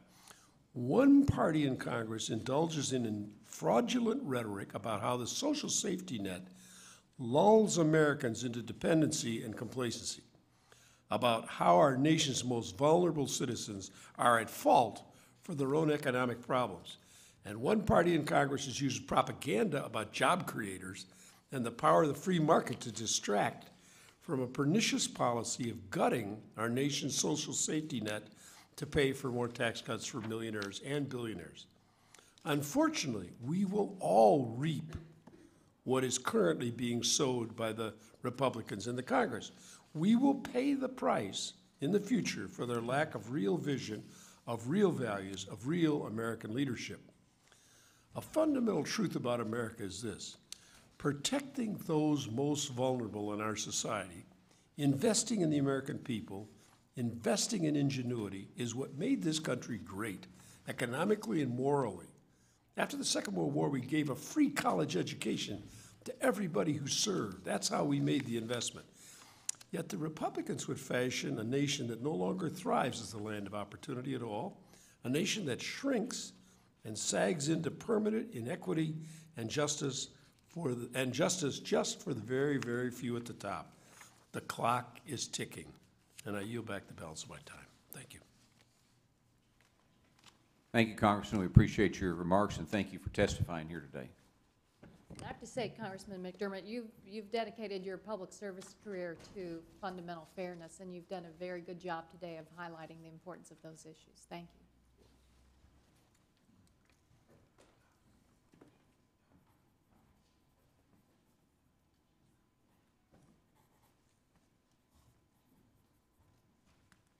Congressman Fattah, thank you for being here today to testify. The floor is yours. Thank you, Mr. Chairman, and let me thank the ranking member also. The World Health Organization, says that there are 1 billion people who suffer from brain-related diseases or disorders. In America, the National Institutes of Health says over 100 million Americans have some form of brain-related disease or disorder. These range from Alzheimer's, autism, bipolar disorder, mental health challenges, schizophrenia, depression, migraines, traumatic brain injuries. I have been focused on this issue for a number of years. I launched the Fattah Neuroscience Initiative. We've had many successes. We created a first ever high-priority research effort at the federal level, an interagency working group that's now issued its report around these challenges. Last year, we, in the spending bill, directed the White House Office of Science and Technology to partner with the pharmaceutical industry, and we just see now the NIH announced this accelerated pharmaceutical partnership focused in part at Alzheimer's and some other diseases. And most recently, in the omnibus bill passed by the President, I included language that would internationalize our effort. And it's now become public that I've been asked, and I'm working now on a draft agreement between the EU, which has $1.5 billion initiative to map the human brain, and our own brain initiative here, along with the Israelis.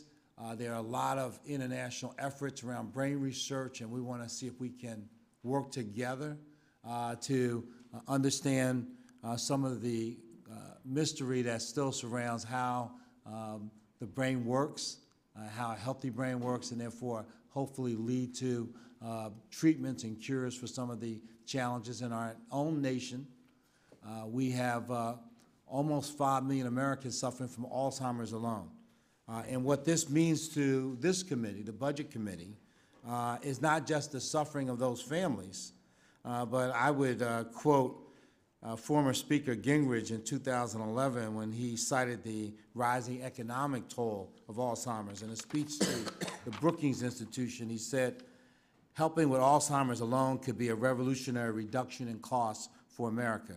We currently spend $183 billion. And that was in 2011. We last year spent $208 billion on Alzheimer's care.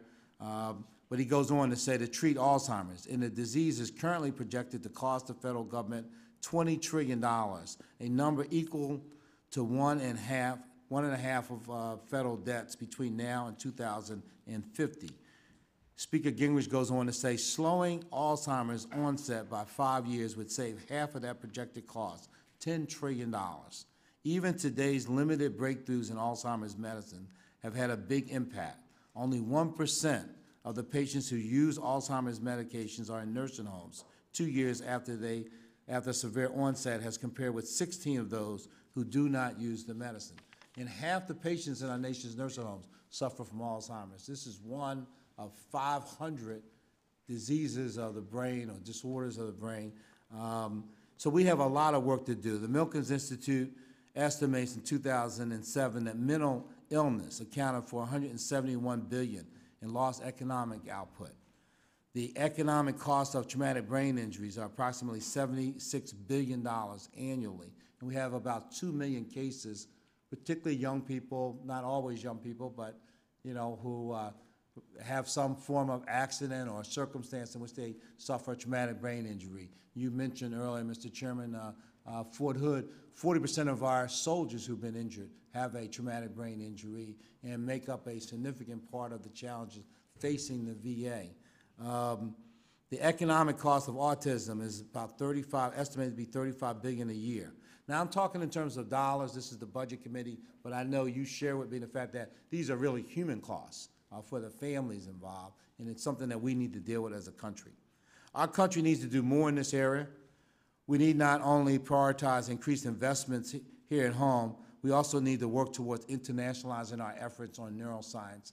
That's my view, is that we need to move towards working together with other nations, and that's something that I'm working on. I think that it makes sense for us to, even though we have the best researchers in the world, that the mysteries of the brain require, I think, an all-in effort, and that's why I pushed in this direction. Finally, I'd like to make one last point.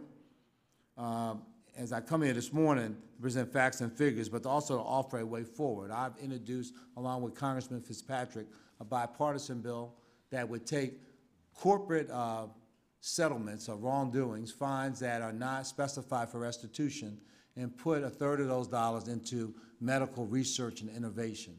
And the America Focus Act is a way to take dollars that are not taxpayers' money, dollars that we don't expect or know that are coming in, but come in as a result of litigation in which wrongdoing has been determined in many instances, and to take those dollars and help supplement the dearth of investments we're now making, in the NIH, where we're funding about 1 out of every 7 of the merit-based investigations that could lead to a cure in this regard. And also, Congressman Chris Smith and I will be announcing later on this week a major bill that we've introduced related specifically to Alzheimer's.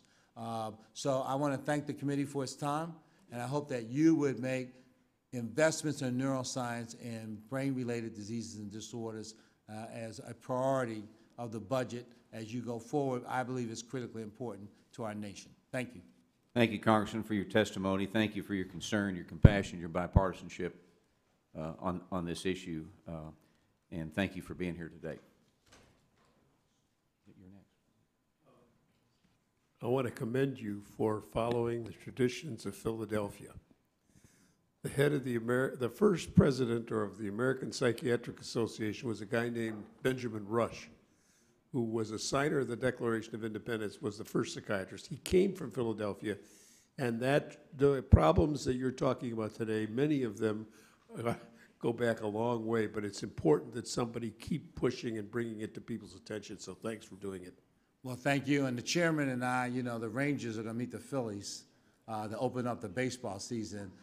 So one of us are probably going to have. But it's a pleasure to be in this room. My predecessor, Chairman Bill Gray, chaired the Budget Committee. And it's just an honor to be in the room and to see his portrait. Thank you for your time. You do have Cliff Lee.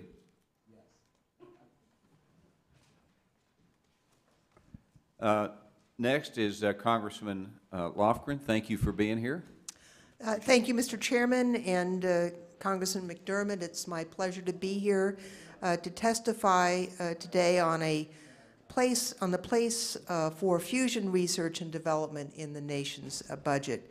There's overwhelming evidence supporting R&D as a key to growing a vibrant economy for national security in all its definitions, an educated workforce, and we need to continue that progress. And I want to focus in on the role of fusion and fusion energy in that big picture about R&D growing our prosperity.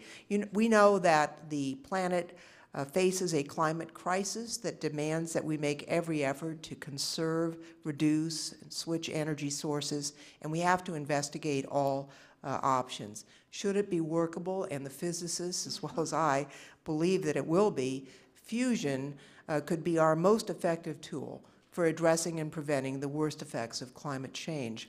Now, the history of fusion research in the United States is one of tremendous science as well as perpetually insufficient support. There's a long-standing joke that fusion is always 30 years away and always will be. That's because we've actually had inconsistent support for the science, but the truth is we're actually way closer than that, especially if we don't take our foot off the accelerator. The rest of the world is catching up, and we cannot cede the lead on fusion energy research. Now, in order to maintain a strong, diversified scientific effort to understand and achieve fusion, we have to make it a budget priority. And that means robust funding for the Department of Energy's National Nuclear Security Administration, National Ignition Facility, and inertial confinement fusion and high energy campaigns, as well as the Office of Science's Office of Fusion Energy Science. The National Ignition Facility, which is at the Lawrence Livermore National Lab in the Congressional District of Congressman Eric Swalwell, is the world's most powerful laser. It's a crucial tool in maintaining the safety of our nuclear stockpile without underground testing. It approximates the conditions within an exploding hydrogen warhead, and it also reveals new understandings of the physical world and will show a path forward toward clean, safe fusion energy. It took years and it took billions of dollars to build the National Ignition Facility. It's the envy of the world's scientists, and just in the past few months, we have had groundbreaking experiments that have been covered in peer review science journals such as Nature. We are getting close.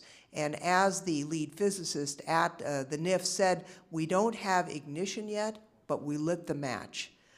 We cannot afford to take our foot off the accelerator. Now, unfortunately, budget reductions have already resulted in 300 layoffs at the Lawrence Livermore Lab. 80 of them are scientists, and if we do additional layoffs, we're not going to be able to keep up the science research that needs to happen. It's not just NIF, but ICF companion facilities like the Z machine at Sandia National Labs, Omega at the University of Rochester are also pursuing parts of this cutting-edge research, and we need to make sure that the President's request, which actually is threatening to close brand new facilities like the NDCX2 at Berkeley National Lab and older ones like Alcator CMOD at MIT, that his request not be honored in this case. It fails to keep up even the even funding that we need. Now, budgets, by their nature, are about making choices, and we have many difficult choices, but we cannot choose to drop the ball on fusion energy research at this point. China and Russia are chasing us. We can't afford to let them overtake us. So I would urge that we maintain even funding for fusion research, for the future of the planet, for the competitiveness of the United States, and for the security that it also assures in avoiding nuclear testing. And with that, Mr. Chairman, Mr. McDermott, I thank you very greatly for listening to me. Thank you for your testimony, and I just would like to thank you, too, for just reminding us that we have competition out there, China and Russia, and thank you for bringing that up. Thank you very much for your testimony. Next, Congressman James McGovern. It's all yours. Thank you very much. Thank you, Mr. Chairman, and I want to thank Mr. McDermott as well for you both allowing me to testify before you today. I appreciate your time and your consideration of my request. This year marks the 50th anniversary of the War on Poverty, a dedicated effort to end poverty in America that started under President Johnson. And despite comments by many, including the distinguished chairman of this committee, the War on Poverty has been widely successful. Without this effort, we would still have hungry people with sunken eyes and swollen bellies. We would still have shanty towns across this nation. It may not be perfect, but the War on Poverty and the programs that came out of this effort made a real difference in people's lives over the last 50 years. Now, unfortunately, there has been a systematic effort to dismantle these programs by this majority. Specifically, there has been an effort to tear down the anti-hunger safety net that protects millions of Americans from the kind of hunger and starvation that we see in the Third World. In the last 6 months alone, we've seen SNAP, America's premier anti-hunger program, cut by almost $20 billion. And we've seen proposals that would cut billions more from the program. In fact, the block grant proposal promoted year after year in the chairman's budget resolution would cut SNAP by approximately $130 billion. The cuts are hurting Americans across this country. For example, look at Luis Marin, who was profiled in the New York Daily News. I quote from that story. It says, "Food stamp cuts have dealt a double blow to Luis Marin and his family. Marin's offers have been cut from 30 to 20 a week at Red Apple Deli Supermarket in Uptown Hamilton Heights, where his boss, Ramon Murphy, is losing business because of the food stamp cutbacks. And Marin, 56, his wife, and their 2 little girls, who subsist on his $8 an hour income, also saw their food stamp benefits substantially cut, and in November have had to change their eating habits as a result of that.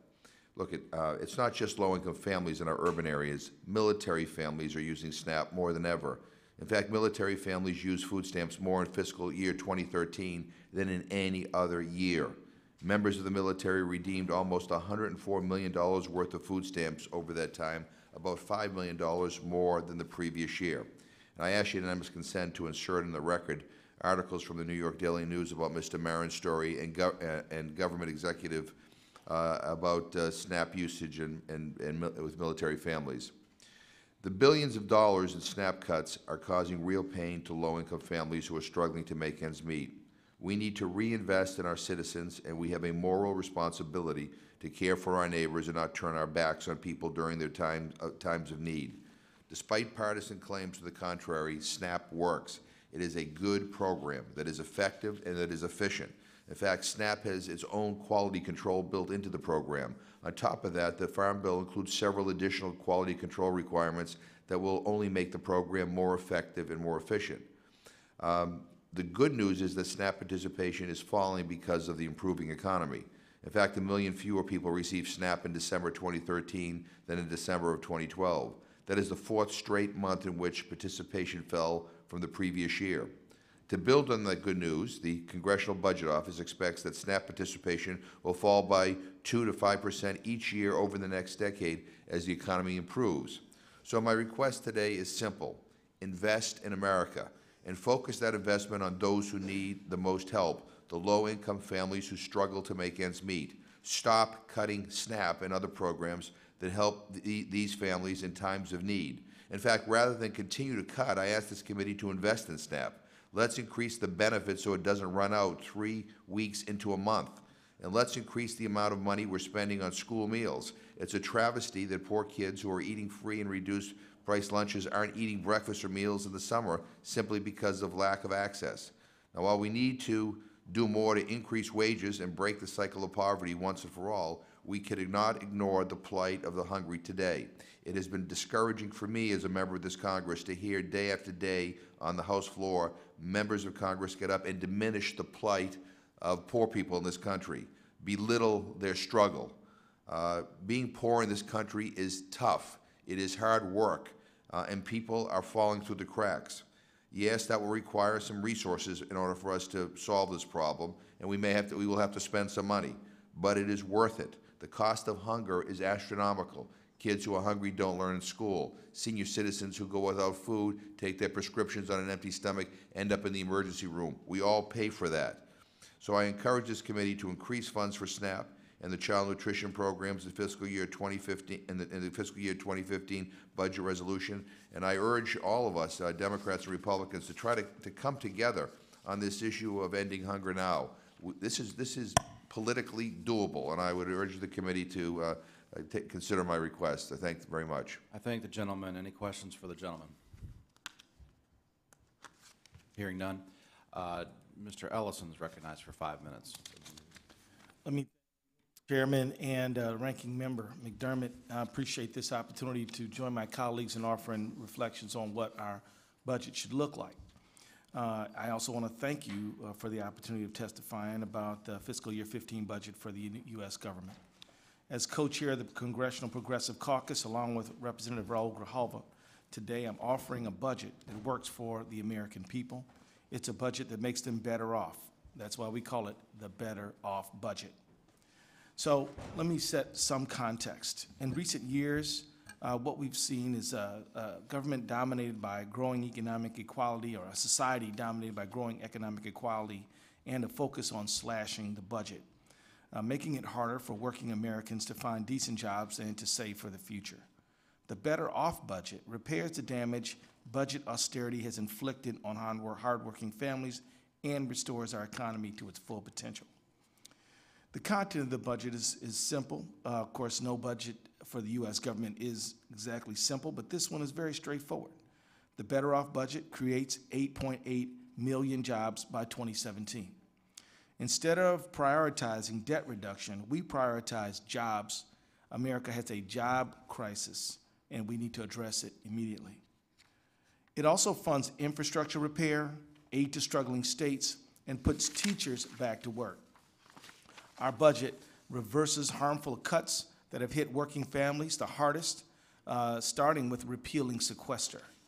It creates a fairer tax code so that low and middle-income families no longer pay more than they should, while the world's biggest corporations benefit from unnecessary loopholes.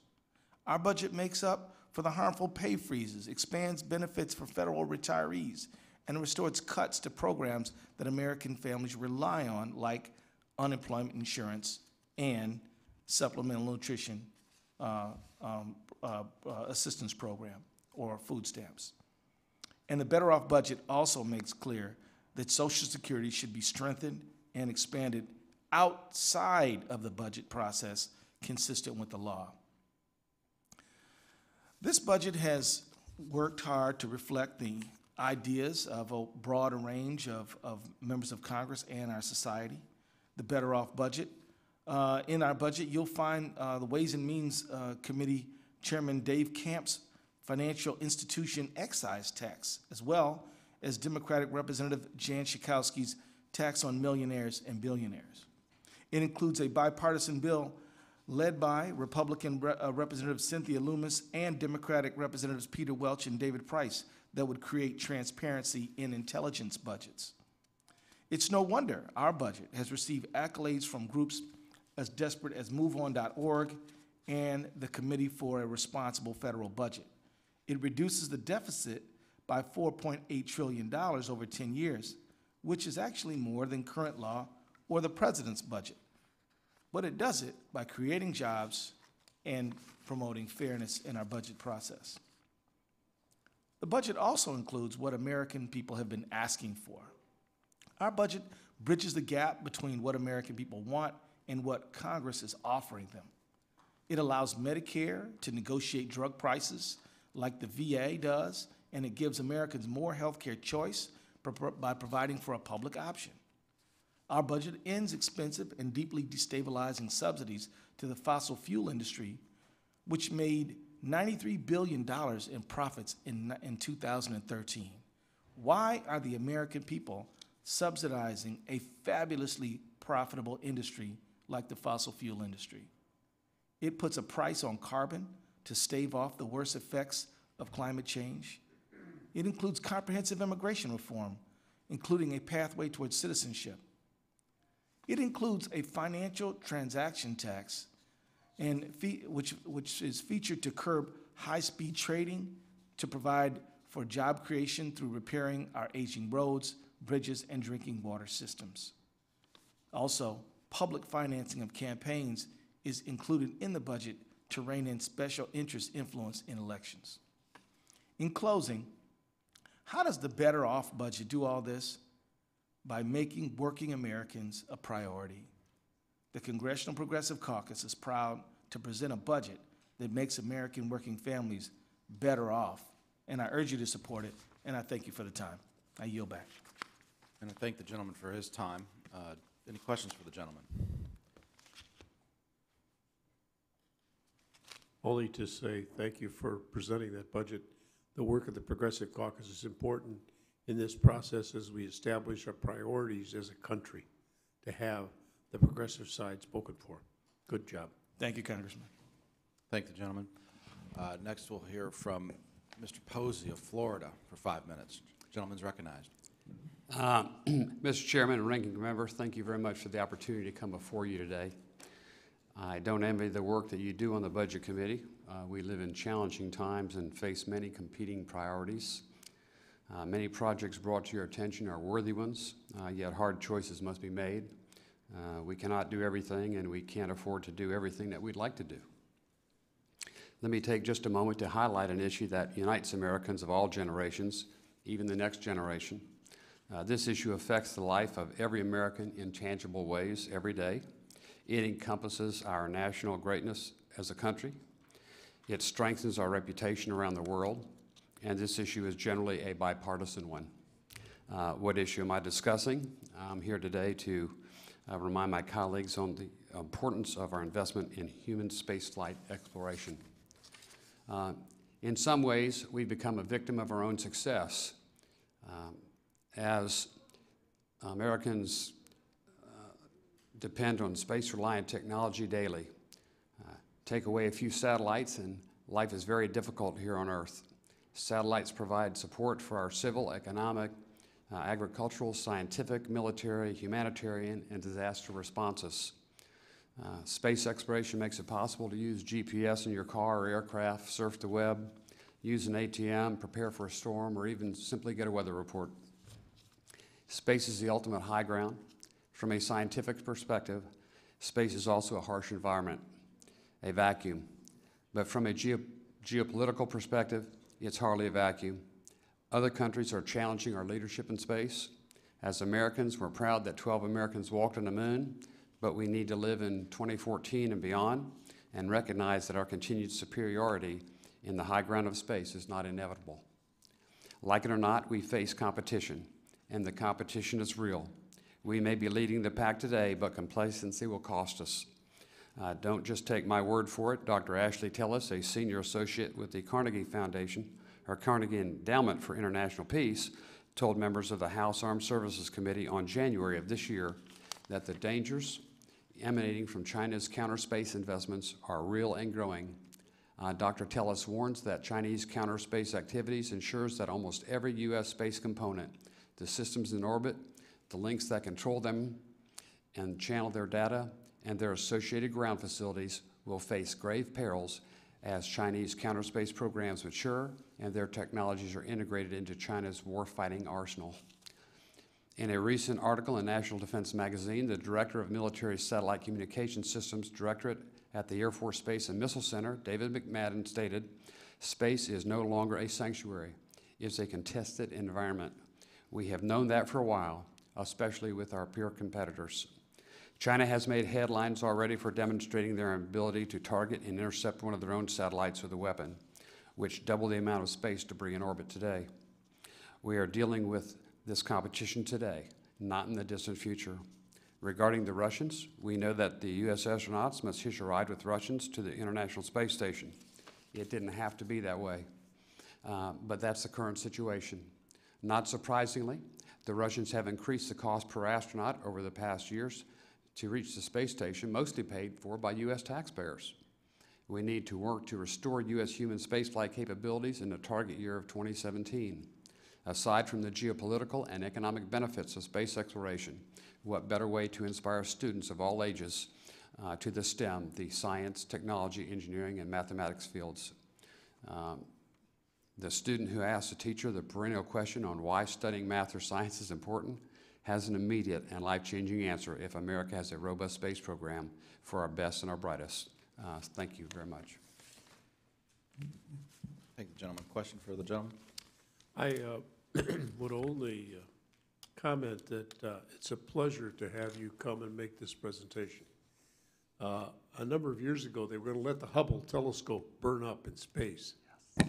And a group of us on both sides of the aisle got together and got the Budget Committee and then the Appropriations Committee to put some money in there to extend the life of that space program. The interesting part about it, the reason I got involved was because I went out to a school where they had kids looking at pictures from the Hubble, counting up nova and getting them excited about going into space. And I really believe that it's one of the areas that we have lost the most when we have to ask the Russians to take our lunch up to our guys in the space lab. We've got a serious problem. And my view is that, in fact, I have a friend in my district who works for for NOAA. The NOAA satellites that predict weather are old and they are beginning to die. And we're going to have to replace them because those weather satellites are useful for airlines and for farmers and tourism, and you just go right down the line, the information that we get and use on a daily basis. So I really think that we can form a bipartisan coalition to push some of this additional money for space, because it's one of those places where people say, well, what do we want to be going to the moon for? But that's not true. We get lots of things on a daily basis in society for the space program. I thank the gentleman. I'd like the record to reflect that I agree with the gentleman. Doesn't happen on this committee very often, but I think he's exactly right. And you know, the issue, Representative Posey, is if this is the priority, and well, it should be for all the reasons you mentioned, plus the unifying opportunity it brings for us as a country. Thinking back to the last time we went to the moon, for example, and what that did for us and what that ended up doing for the whole world. Not to out you, but do you represent the Cape? I just happen to. Okay, right. But you made in your testimony, what I appreciate about it is that you didn't make a case for why this is good for your district. It wasn't a parochial case, which I hear a lot of around here. We all hear probably too much. You made a case of why this is good for the country and why it's needed. So again, I thank you for that. The question would be, explain briefly for the record, in contrasting detail, why human space exploration versus space exploration? What's the added cost versus the added benefit? Well, number one, we take human exploration much more seriously. I mean, what if there had been no Christopher Columbus? They just sent an empty barge across the sea. No Magellan, no Marco Polo. I couldn't add on to the ranking member's comments any better.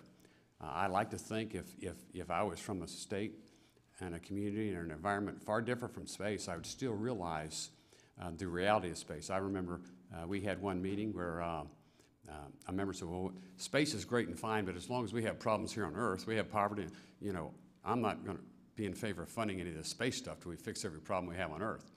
And then Neil deGrasse Tyson came in, and Bill Nye the Science Guy, and talked to the committee. And it's amazing, it's like the ranking member said, this is an issue which unites both sides of this chamber, one of those rare issues where we can get together arm in arm and lockstep to do what's best for this country.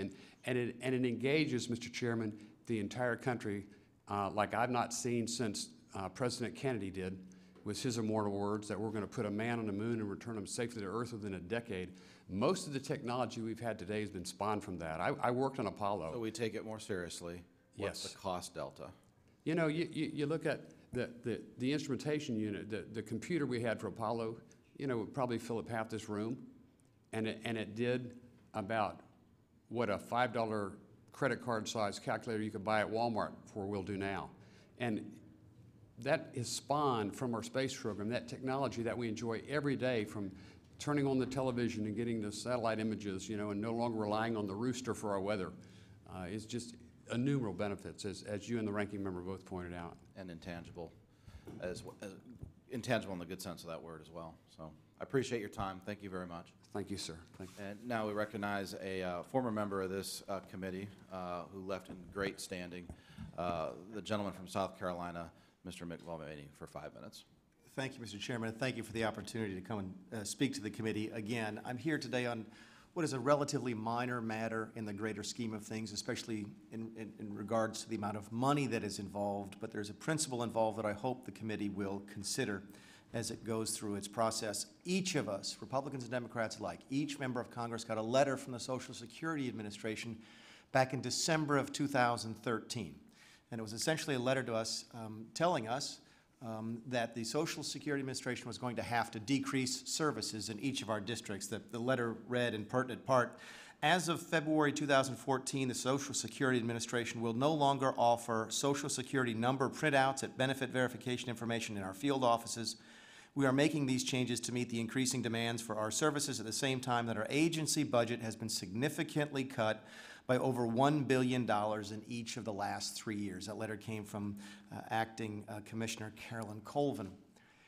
I don't know why I read the letter. I think we were having some issues with some of those Social Security matters back in my district, but somehow it ended up on my desk, and I read it, and I read that paragraph, and it occurred to me, that's not right.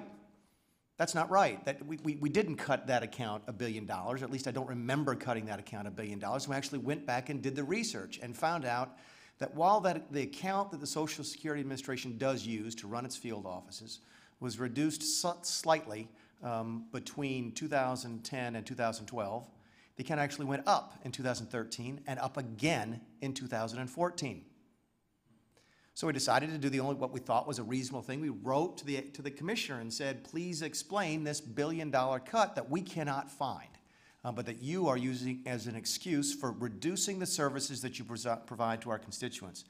And the response that we got back, and by the way, all of these letters I've submitted to the committee for the record, has something that is the reason I'm here today. It says, quote, over the past few years, we received significantly reduced budgets from the President's budget request levels. I want you to think about that for a second. The Social Security Administration wrote a letter to every member of Congress and said, you've cut our budget by $1 billion, and that's why we can't provide your constituents with a service. And the justification for that was off of a request the President submitted in his budget. Funny money, something that no one takes seriously around here. Maybe that's for the better, maybe for it's worse. The point of the matter is, no one ever expected to spend that money. And certainly the Social Security Administration had no right to assume that that amount of money was going to be appropriated to them. It's absurd, I think, that a federal agency can come to us, and I'm not going to say the word lie to us because I think that entails certain subjective things that I don't always know what's going on inside somebody else's mind when they say or do something. But certainly they bent the truth. And when I called them on it, they continued to bend the truth. I'm not sure how we are supposed to function.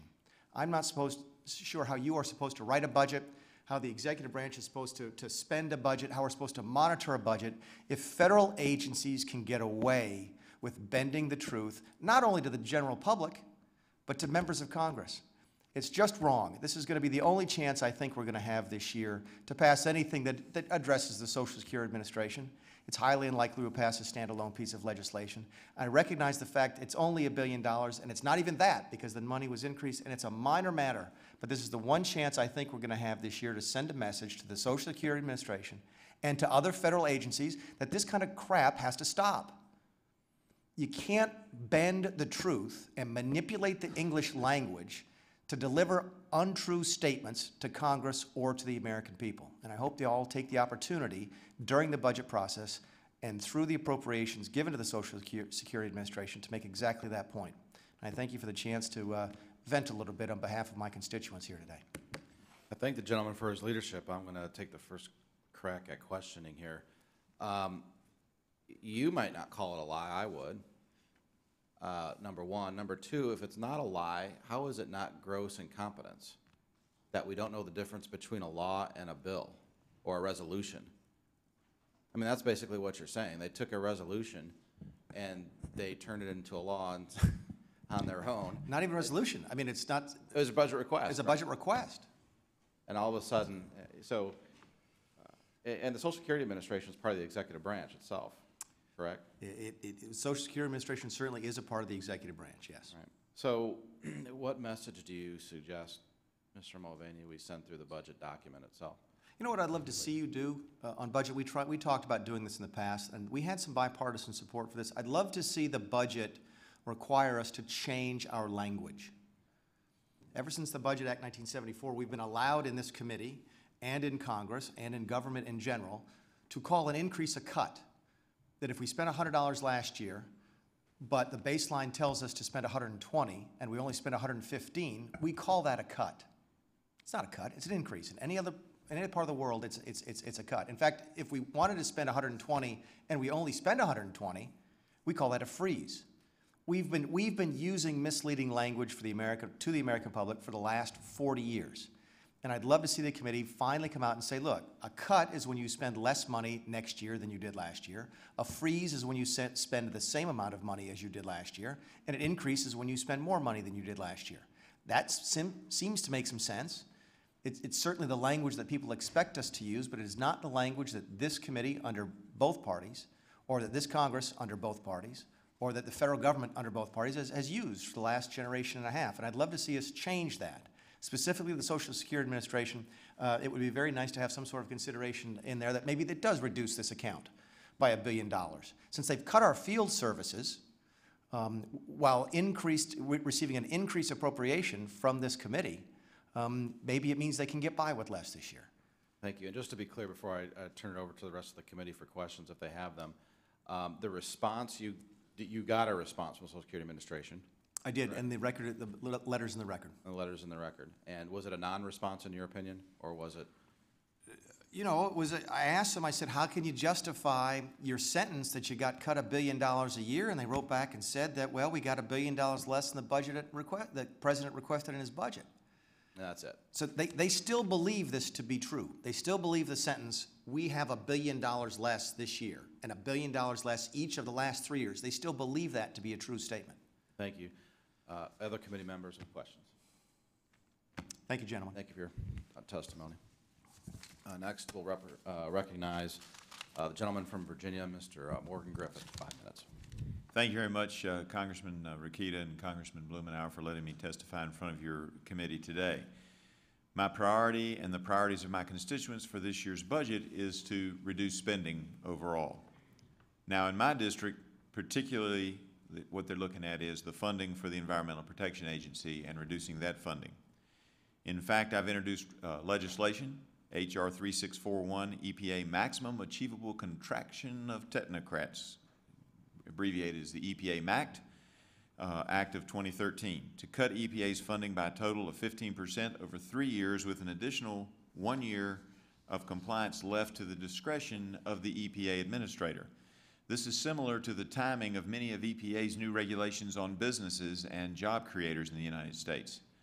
Now, we all want clean air and clean water, but do we really need all the thousands of bureaucrats in Washington cooking up new regulations on a fairly regular basis? The bottom line is that the EPA's war on coal is having a devastating impact on the hard-working people of Virginia's 9th Congressional District and on all of those throughout Central Appalachia and beyond. The never-ending stream of recent EPA actions designed to put coal out of business, Utility MACT rule, Boiler MACT rule, Ozone rule, Coal Combustion Residuals rule, Particulate Matter rule, New Source Performance rule, and Clean Air Interstate rule has taken its toll on my district. Coal-fired generation facilities are shuttering. Mines have been idled, miners laid off, equipment sales continue to slow, and while jobs are down, electric rates continue to go up on the hardworking people of the United States of America. And those are just the direct effects of EPA actions. Secondary effects in this war on coal permeate into nearly every aspect of life for many of my constituents. The local car dealer who no longer sells as many cars because coal miners can no longer afford them. The mom and pop diner whose lunch business has slowed. The insurance salesman, the movie theater, the grocery store, the family physician, the local hospital. All are casualties of varying severity of the EPA's war on coal. It's time that we use our budgetary authority to cut funding to the EPA and provide much needed relief to my constituents and the nation at large. The EPA is an agency that is out of control. From 1972 until 2011, the number of EPA employees increased by 107%, while the number of total federal personnel decreased by 15%. In the District of Columbia alone, the EPA occupies space in 14 different buildings. Since 2008, according to the Federal Register, the EPA has published and put into effect 2,313 rules. According to one study in 2012, complying with EPA regulations cost the U.S. economy $353 billion. If widely known, I believe the American people would find these facts to be outrageous. As elected representatives, we must hold the EPA accountable and use the power of the purse to limit further harm to the American economy.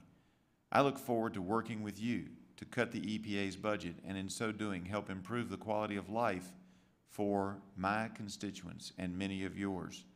A previous witness said earlier this morning, we should not minimize the plight of the poor. I agree. The best way to do so is to not have as many unnecessary, harmful regulations that are killing jobs in our country. Thank you again for allowing me to testify, and I'm happy to answer any questions, Mr. Chairman. Thank the gentleman for his testimony. I yield to the ranking member if he has questions.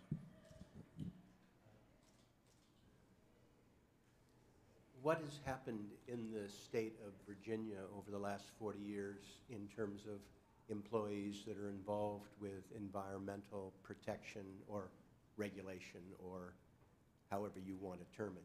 Well, I don't know about the employees in the state of Virginia. Now, the DEQ, when they're not being dictated to, that would be the Virginia Department of Environmental Quality, has done a fairly good job. Now, sometimes they've been dictated to. Just wondered, would you be surprised if in 40 years the number of people who are involved with air and water and environmental compliance in Virginia doubled over the last 40 years? That would not surprise me per se, although it would be somewhat surprising in light of the fact that the number of operating mines has greatly decreased. EPA and the Virginia Department of Environmental Quality has more to do than just deal with mines, does it not? Well, they do, absolutely, no question about that. Do you think the dramatically reduced natural gas prices have had anything to do with what you claim is a war on coal and people using less of it or switching to alternative fuels? Has that had anything to do with? I would submit that it has not had a great deal to do with it, that mainly it's the regulations, and let me tell you why. At $4 a 1,000 cubic feet, coal and natural gas produce about the same amount of BTUs. So coal can compete when natural gas is at $4. Now, it's true that over the course of the last couple of years, it's been under $4. But last week it was at $4.48. The price is expected to hover in that $4.50 to $6 range over the next several years and stabilize in that range. In that range, coal can compete just fine. What is really happening is that there's a fear that the war on coal will be successful, and people are afraid to invest in new coal facilities, coal burning facilities, Coal electric generation plants are being shut down because of regulations, and as a result, we're selling less coal. You don't think the dramatic reduction in natural gas prices and increase in supply has had any effect on that? Price has an effect over the short run, but when you're looking at the long run trends, the price does not appear to be a major factor. What is a major factor are the over-regulation of the use of coal. Thank you very much. Thank you. Thank the gentleman. Mr. Griffith, isn't it also true that the EPA has recently announced, in my opinion at least, or some folks' opinion, a war on natural gas? Isn't there a move to overregulate natural gas too, or can you comment on that? Well, I don't know that the EPA has done that. I will say that the Sierra Club, which started its initial, situation, I forget the exact title, but Beyond Coal, has now started, whatever that title was for coal, has now started a similar program for natural gas. So while I don't think that we can say that the EPA has started going down that path yet, clearly there are signs that their allies in the Sierra Club and other organizations are definitely moving in that direction. It's my recollection that the war on coal started the same way. That is correct. Yeah. I'm from a coal-producing state as well, and I'll use the term parochial again. And I didn't take your testimony to be parochial. I think this Well, I is appreciate a national issue. There are about half the states that produce coal in this country. Right. And to me, I appreciate your comment about the funding level for the EPA.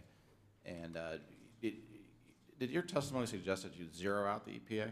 Absolutely not. Right. There are a lot of great things that the EPA does and has done. The problem is that they've got these new waves of regulations, and the technology to comply with those regulations is not there yet. It might be there in 7 to 10 years, but a lot of these regulations, it's just not commercially feasible for companies to go forward with it, and particularly when you're looking at the new power plants. You know, there's one plant in the country that might be able to comply. If you're located at a lignite site that happens to be near an oil well, you might be able to comply with the new regulations, and that's the only way you can do it with the technology that's available today. Now, I'm very hopeful that chemical looping will come on board, and then we can all sing Kumbaya and get along together. If chemical looping is able to be made affordable and actually works, then we can end up with burning of coal to power jobs, to power our homes, and to power our factories, and at the same time produce no gases other than carbon dioxide, which then comes out in a pure form. And as you know, carbon capture is about 60% of capture and sequestration. I thank the gentleman for his testimony. Appreciate it. Thank you, sir. Now I'd like to recognize the gentleman from Arizona, Mr. Paul Gosar, for his testimony. 5 minutes, Mr. Gosar. Welcome to the committee. Well, thank you very much, Mr. Chairman Rakita and Ranking Member Blumenauer. I thank you for the opportunity to testify today on my principal interest with respect to the fiscal year 2015 budget resolution.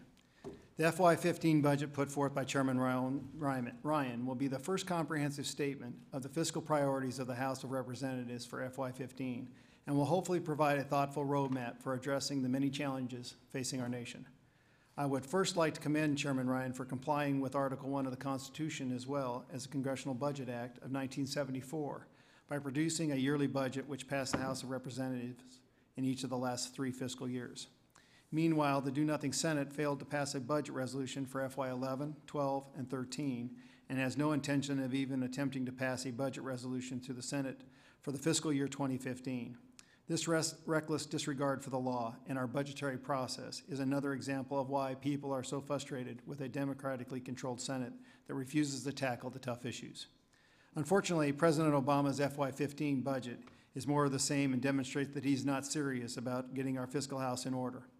The President's campaign pamphlet of a budget includes $3.9 trillion in spending for FY15, which is a $250 billion increase from FY14. More government, more spending, and higher taxes are his general priorities. The President doesn't even attempt to balance the budget. This is one of the President's most reckless budget proposals ever and includes almost $1 trillion in new taxes on American families. I could go on and on about the President's unrealistic budget for fiscal year 15 and failed fiscal policies, but the main reason I'm here is to talk about my priorities for the House's FY15 budget resolution. First, I supported the Budget Control Act, also known as the BCA, because I was sent to Congress to cut spending and work towards a balanced budget, not increase spending and balloon our national debt. The House FY15 should adhere to the caps put in place under the BCA prior to the passage of the Bipartisan Budget Act of 2013 and extend the BCA spending caps through the end of the budget window. Secondly, the FY15 budget resolution should include provisions that will balance our budget. I would prefer to see an aggressive plan similar to last year's Republican Study Committee's budget, which sought to balance the federal budget in four. 3, I would like to see significant tax reform in the FY15 budget resolution. Corporate taxes should be lowered, the alternative minimum tax should be repealed, and the tax code should be simplified for businesses and American families. Additionally, now is not the time for additional tax hike, and there should be no new tax increases in the FY15 budget resolution. Just like last year's budget resolution, the FY15 budget resolution should repeal the Affordable Care Act and prohibit funding for Obamacare. As this train wreck continues to plow full steam ahead towards the American people, I will continue to support a patient-centered, patient-friendly, market-based alternative like the American Health Care Reform Act that I put a pen to. The FY15 budget resolution should provide for a strong defense while ensuring our country's commitment to our veterans. Veterans, as well as our men and women in uniform, should continue to be a top priority to this year's budget. A lot of wasteful spending occurs due to cronyism, duplication, and ineffective programs.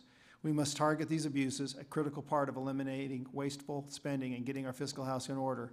Returning to regular order in the budget process. In FY15, we should return to regular order and review each federal program's effectiveness through 12 different appropriation bills. Shockingly, this process hasn't been followed in its entirety since 1994. There are numerous other priorities and reforms I'd like to see in the FY15 budget resolution, but in the interest of time, I will refrain. I appreciate the opportunity to testify before the committee today, Mr. Chairman, and with that, I yield back. Thank the gentleman for his testimony. I'll yield to the ranking member for questions. I was curious. I appreciate your call to return to regular order. You may recall that the Democrats on the Budget Committee requested repeatedly that we have a conference committee to reconcile differences between the House and the Senate. You said the Senate didn't pass a budget resolution. My recollection is that the Senate actually passed a resolution and tried to get a conference committee and came to the Senate floor trying to set up a conference committee, which was rejected. It was objected to and defeated by Republicans in the Senate. Am I not remembering that correctly? Yeah, I'm remembering that it was a joke as far as what the Senate passed. No, give me my time to have a conversation here. It was a joke in regards to the orchestration in which the budget was actually even denuded within the Senate. So if we're going to have a fair and open, balanced debate, let's have a full amendment process, which has hardly occurred within the Senate. Your testimony was they didn't pass a budget. That's what you said. Mm-hmm. They passed a budget resolution. They did not pass a budget. Didn't pass a budget? I said in FY 11, 12, and 13, and said that they will not be passing a budget this year. Mr. Chairman, we have slightly different memories. I recall distinctly that we attempted, the Democrats on the Budget Committee attempted to actually have a budget conference committee between the House and the Senate. You may not like what the Senate did, but they passed something. We didn't necessarily agree with what you Republicans did. And the purpose of this hearing isn't to go back and forth on the recollections. Let's try to get to what we're going to do with the budget this year. I want to add my voice to the representative from Arizona talking about regular order. I wish we would have had regular order last year when we tried to have a conference committee to reconcile the differences. I would like to have a regular order through all 12 appropriations bills, as a matter of fact, and I've said so accordingly. And my recollection, for the record, then, is that for several years, the Senate did not pass a budget, and only until this side of Congress, and I think particularly this Budget Committee, passed a no budget, no pay resolution that the Senate was embarrassed into doing its job. I thank the gentleman for his time. Thank you. Next, the gentleman from Pennsylvania, Mr. Scott Perry, is recognized for 5 minutes. Welcome to the committee, sir. Thank you, Chairman Rokita and Ranking Member Blumenauer. Begin by commending this committee on its work to produce a fiscally responsible budget that curbs this nation's out-of-control spending and allows for economic growth and prosperities for each and every American. I would like to request that provisions be included in the FY15 House budget that amend the Davis-Bacon Act. As you may know, this outdated legislation was enacted in 1931 in order to force contractors who work on federally funded projects to pay prevailing wage rates to its employers. And it was appropriate at that time.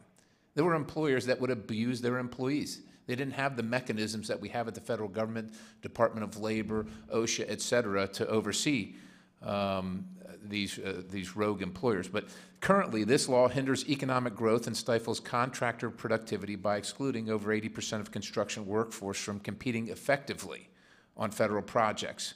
Most importantly to this committee, however, the Davis-Bacon Act drives up our deficit. It drives up the cost to taxpayers and how much money we spend at the federal level. The CBO, not Scott Perry, the CBO has estimated that Davis-Bacon will raise federal construction costs by over $15.7 billion over the next 10 years. That's certainly and simply money that can be better used for programs and projects that invest in America's future. The fact is that Davis-Bacon rates, again, the average by the CBO, 22% above market wages. Now, my experience in Pennsylvania is somewhere between 7 and 14% verifiable, but it's just money that's being thrown away for no reason, to no effect. What this does is inflate the cost of federal construction and waste taxpayer dollars. This is a result of the Department of Labor's failed formula, which produces inaccurate and unsound wage rates.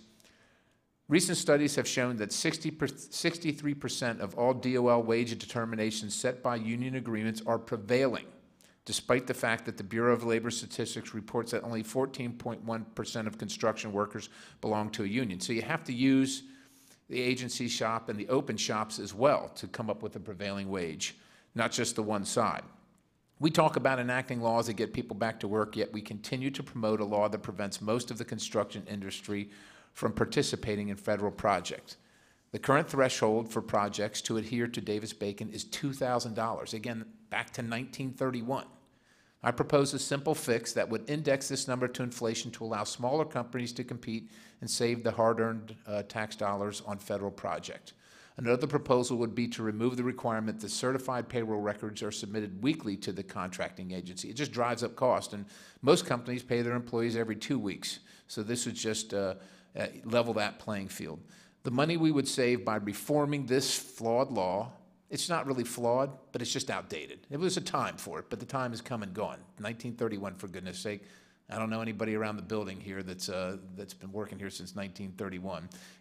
This money could be used to improve roads, schools, and every other single piece of infrastructure that America relies on. We are in the slowest economic growth and recovery in our nation's history. Public construction budgets and unemployment are high, and operating margins are narrow. Believe me, I know. I'm one of these people that was a contractor, and I paid the wages, and I've earned the wages. Let's amend this law and allow more individuals and companies the chance to compete at a lower cost for the taxpayers across the board. And I just want to close with this. You know, on one particular project that I recall, the Department of Labor came in and checked the books, and they said, well, you've overpaid these employees, but you've misclassified them because they have a scale. And I said, well, I used your website to determine what the classification for the work is. And what would you recommend I do? And the gentleman said with a smile, he said, sir, there are 6 people in the office that do what I do. And if you called each one of these 6 people, you would get a different answer. So he kindly didn't require me to pay a fine, but took up an inordinate amount of my time going through all the records from this job way to the past and looking through each bit and justifying it to him over the course of weeks to find out that, you know, we did the right thing, and but to no avail. You know, generally when these folks come in from the federal government, you say whatever you need to say so that they'll leave your business as soon as possible so you can get back to work. That's not the partnership we're looking for. We're not looking to repeal this thing at this point, but it should be after 1931. It's appropriate to modify it because it just doesn't, it's just not efficient. It's not effective for our taxpayers and for our government and for our infrastructure. And I appreciate your time and consideration. I yield back. Thank the gentleman. Questions from the committee? One question I'll have, Mr. Perry, maybe a couple. When you your proposal is to index to inflation, and you mentioned the figure $2,000. Right. That, you're suggesting that that $2,000 is from the original law? Be indexed to inflation over the course of years. So right now, I think so that would you start at the 2,000 and just start the index now, or would you? No, I would like to go back to, I'd start at 2000, back in 1931, and index it for inflation from that point. Okay. And your other suggestion was payroll records every 2 weeks. Sure. That seems to be the norm in the market. Understand that the payroll record requirement is a pretty heavy burden on constructors and anybody that pays the prevailing wage to turn that in every single week and go through that every single week as opposed to 2 weeks. Yep. It would just save 50% of your time in dealing with that. People hire administrative staff particularly and specifically just to adhere to this requirement. And with regard to the authorizing committee that would have jurisdiction over this, have you done any work there? We're working on that simultaneously, but hey, this is right in front of us, so we take where we can. And do you have any budget-saving proposals that you see that you'd have us look at with regard to this? With regard to the this? document that we intend to work on, yeah. I will have staff get back to you. I'll go get it. No, I appreciate it. It wasn't a gotcha question. Yeah, I just want to make sure I'm not missing anything. Yeah. I appreciate the gentleman's testimony. Thank you for your leadership. Thank you. Next, I recognize gentlelady from Connecticut, Ms. Elizabeth Esty, for 5 minutes. Thank you, Mr. Chairman and members of the committee. I appreciate the opportunity to testify today on the fiscal year 2015 budget resolution. As this committee prepares the House budget, I'm here to highlight the priorities for the people I represent in Connecticut's 5th District, priorities that will grow our economy and create more good-paying jobs. First of all, I would like to applaud President Obama for his decision not to include chained CPI for Social Security benefits in this budget proposal this year. More than 125,000 seniors across Central and Northwest Connecticut have earned these benefits through lifetimes of hard work. I let the President know that changes like shifting the COLA to chained CPI don't accurately reflect the reality of the rising costs that seniors face. Mr. Chairman, this year's budget must honor our commitments to our seniors and preserve and strengthen Social Security and Medicare, not only for current but for future generations. And as this tough winter that seems never to end with a polar vortex and in fact snow today here in Washington, I am reminded that on one of the coldest nights in January, a woman came to my Congress on Your Corner in Bethel, Connecticut. She came in tears because she could not afford to pay her heating bills for her house, and she did not know where else to turn, her unemployment benefits having expired. Many Connecticut families rely on home heating oil and are still recovering from the recession.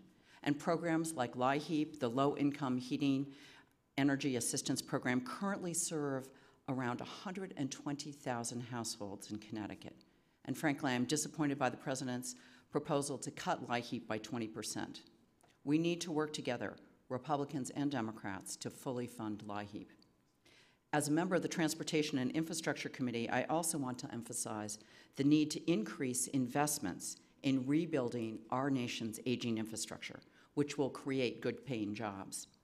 This should not be a partisan issue to make sure that our train service is safe and reliable, that our bridges are structurally sound, and that our highways are well maintained. All of this is critical to supporting a growing economy and to put people back to work. Mr. Chairman, since the fatal accidents and service delays last year on Metro-North's commuter railroad, I called for a hearing to examine rail safety. And when the Rail Subcommittee held the hearings, testimony made it very clear that Congress needs to step up and support rail funding. We can start by funding the Federal Railroad Administration at President Obama's request of $825 million. Now, more recently, the Federal Railroad Administration released a very troubling report about Metro-North.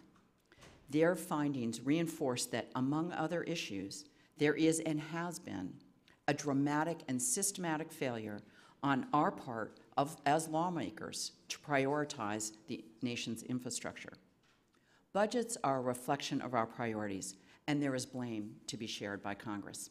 It is time to boost our infrastructure in investments in maintaining our infrastructure our rail infrastructure to make sure that our commuters and their families have safe, reliable, and efficient train service. Mr. Chairman, I'm also extremely concerned by the dwindling Highway Trust Fund. Current projections estimate that the trust fund will run out of money this August, which could affect contracts and jobs as early as later this spring. That is a serious threat to our competitiveness and can affect our economic growth right now. States have committed critical resources to advance important road improvement projects with the understanding that the federal government would be there. Government needs to deal with the Highway Trust, this Congress needs to deal with the Highway Trust Fund in a responsible, bipartisan fashion to ensure that fund's solvency and to maximize the potential for sustaining and creating jobs. People in Washington all too often talk about transportation and infrastructure projects as short-term jobs programs. But in reality, these are investments which are more important, in fact, essential for the jobs of the future, not just the jobs of today. We cannot be competitive in a global economy with a second-rate transportation system. We need first-rate transportation and a 21st century infrastructure. And that, again, should not be a partisan issue. I've been working closely on the Science Committee with Republicans to ensure that our workers have the skills they need to be prepared for the jobs that we have right now and the jobs of the future. Congress needs to support enhanced workforce development efforts and internship and partnership programs, apprenticeship programs for our young people to learn side by side with aging workers in my district and across this country, and certainly, Mr. Chairman, in your district as well, as we share manufacturing districts.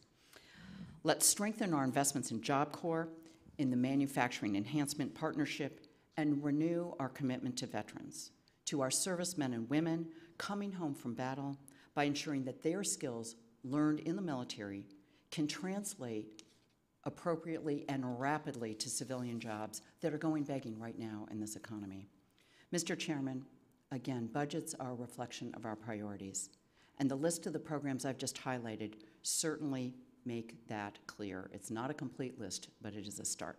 Before I leave, I would like to follow up on your remarks about savings. Where can we cut? I think we need to end some of those wasteful subsidies for big oil and big agriculture. That makes common sense, and we need to ensure that the wealthiest are paying their fair share. My constituents and yours deserve predictability and accountability and responsibility from this Congress. Congress needs to do its job. Let's pass a budget that reflects our priorities and our values as Americans. Let's work together to support pro-growth strategies for jobs now and in the future. I thank you for your time, and with that, I reserve any balance I have. You don't, and I thank the gentlelady. Questions from the committee? I just want to say thank you for your advocacy on not only the Highway Fund, but on Metro North and rail funding and the $825 million. You've been a strong advocate for your area on this since I've had a chance to know you in this session. And I share your happiness that the CPI, chain CPI provision isn't included. And again, it's another issue that you took leadership role on, so thank you for that. Thank you very much. Thank you.